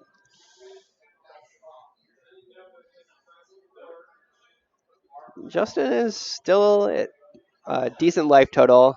Has a little bit of time to find an answer to this Oko. But he's going to need to find an answer to Oko that also, resolves through Joe's potential counter magic. Yep. 3 fairy coming down. Yeah, probably just bouncing an elk. Oh, bouncing the Thopter Foundry is interesting. I don't know if I agree that's the right choice. You definitely want to bounce so you can draw a card. I don't know if that's the right bounce. I think none of the options are particularly great, but That's bouncing the sure. token to make sure it isn't able to be recast makes a little bit more sense to me. Another elk. Yeah, and attack to kill Teferi and deal 3 more damage to Justin. Another Astrolabe. Justin's at 13. Joe is at 14. So life's just out of frame for y'all. Mopal. Replacement Mox. There's the Foundry. Oh, I wonder if Justin bounced it because he's debating force negationing the Thopter Foundry on the way back. Maybe. Do you see? Yeah, there is the force negation. He has to exile Jace the Mind Sculptor in order to do it. And right back we see the Cryptic Command. Counter your force negation, bounce my Mystic Sanctuary. Replay the Sanctuary, putting Cryptic Command back on top. And that's a little rough because Justin should have known / remembered that Joe had that Cryptic Command. There we go. There's the Field of Ruin doing what it's supposed to do. And shuffling away the Cryptic Command. Extra value there. Yeah. Does seem like, this could have been a close game if not for Oko just being ridiculous. Yep. That said, well, yeah. So, Justin does have another Supreme Verdict. So Narset could dig him into a Supreme Verdict that will blow up more stuff. Oh, or Detention Sphere. Yeah, Detention Sphere is his basically one answer to Oko. Yeah. So that's going to need to wait till next turn. Yeah. The follow-up question is, sure, you deal with Oko, but now he's got 3 elks swinging at you.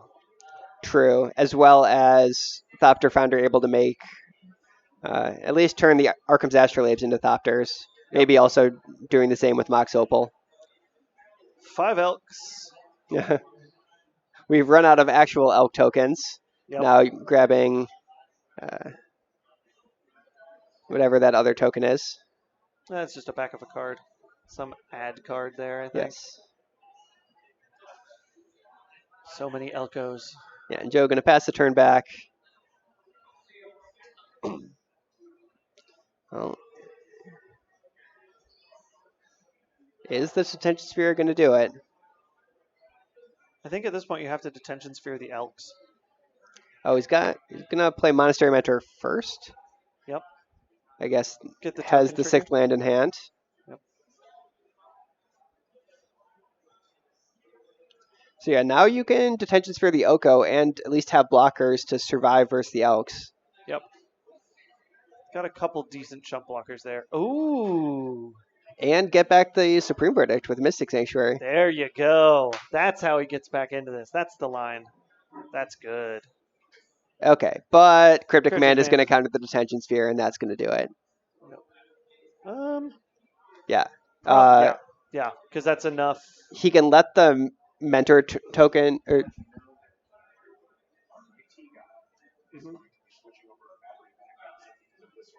Oh. Excellent. Good to know. Okay. Thank you for letting us know. Okay. All right. But yeah, it does look like Joe has come away with the second win there. Yep. All right. We are, I think with that in mind, we're probably going to bring it back to the booth for a sec and then take a quick little break. It sounds like there's some IT stuff that's being done that may interrupt our internet briefly here. We may need to reboot the stream at some point, but for now, let's bring it back to the booth. Yes. I'm going to see what the round timer's like just to make sure. Excellent. That sounds good. My name's Patrick. That's Matt. He runs off and does things. I get stuck here talking to all y'all. But thank you for tuning in to the Chalice 2019. This is day one of the 2-day Chalice event. This is our open modern 3K charity tournament. Lots of fantastic prizes. Lots of boxes of Modern Horizons out there that I saw. True. Going to top finishers. We are just wrapping up here with round 3. We'll be going into round... little under 4 minutes left, so if we do end up having a break, it's going to be a pretty short one. Hopefully, yes. Yeah. We did just get word that there are some battery backups being replaced at the store because they thought, oh, it's the weekend. They forgot about this. But hopefully the stream will remain uninterrupted. But just in case, we will be right back to you. Please stay tuned in. Keep watching. We've got at least 3 more rounds before we cut to a top 8 today. So we hope to see you back in just a moment. Yep.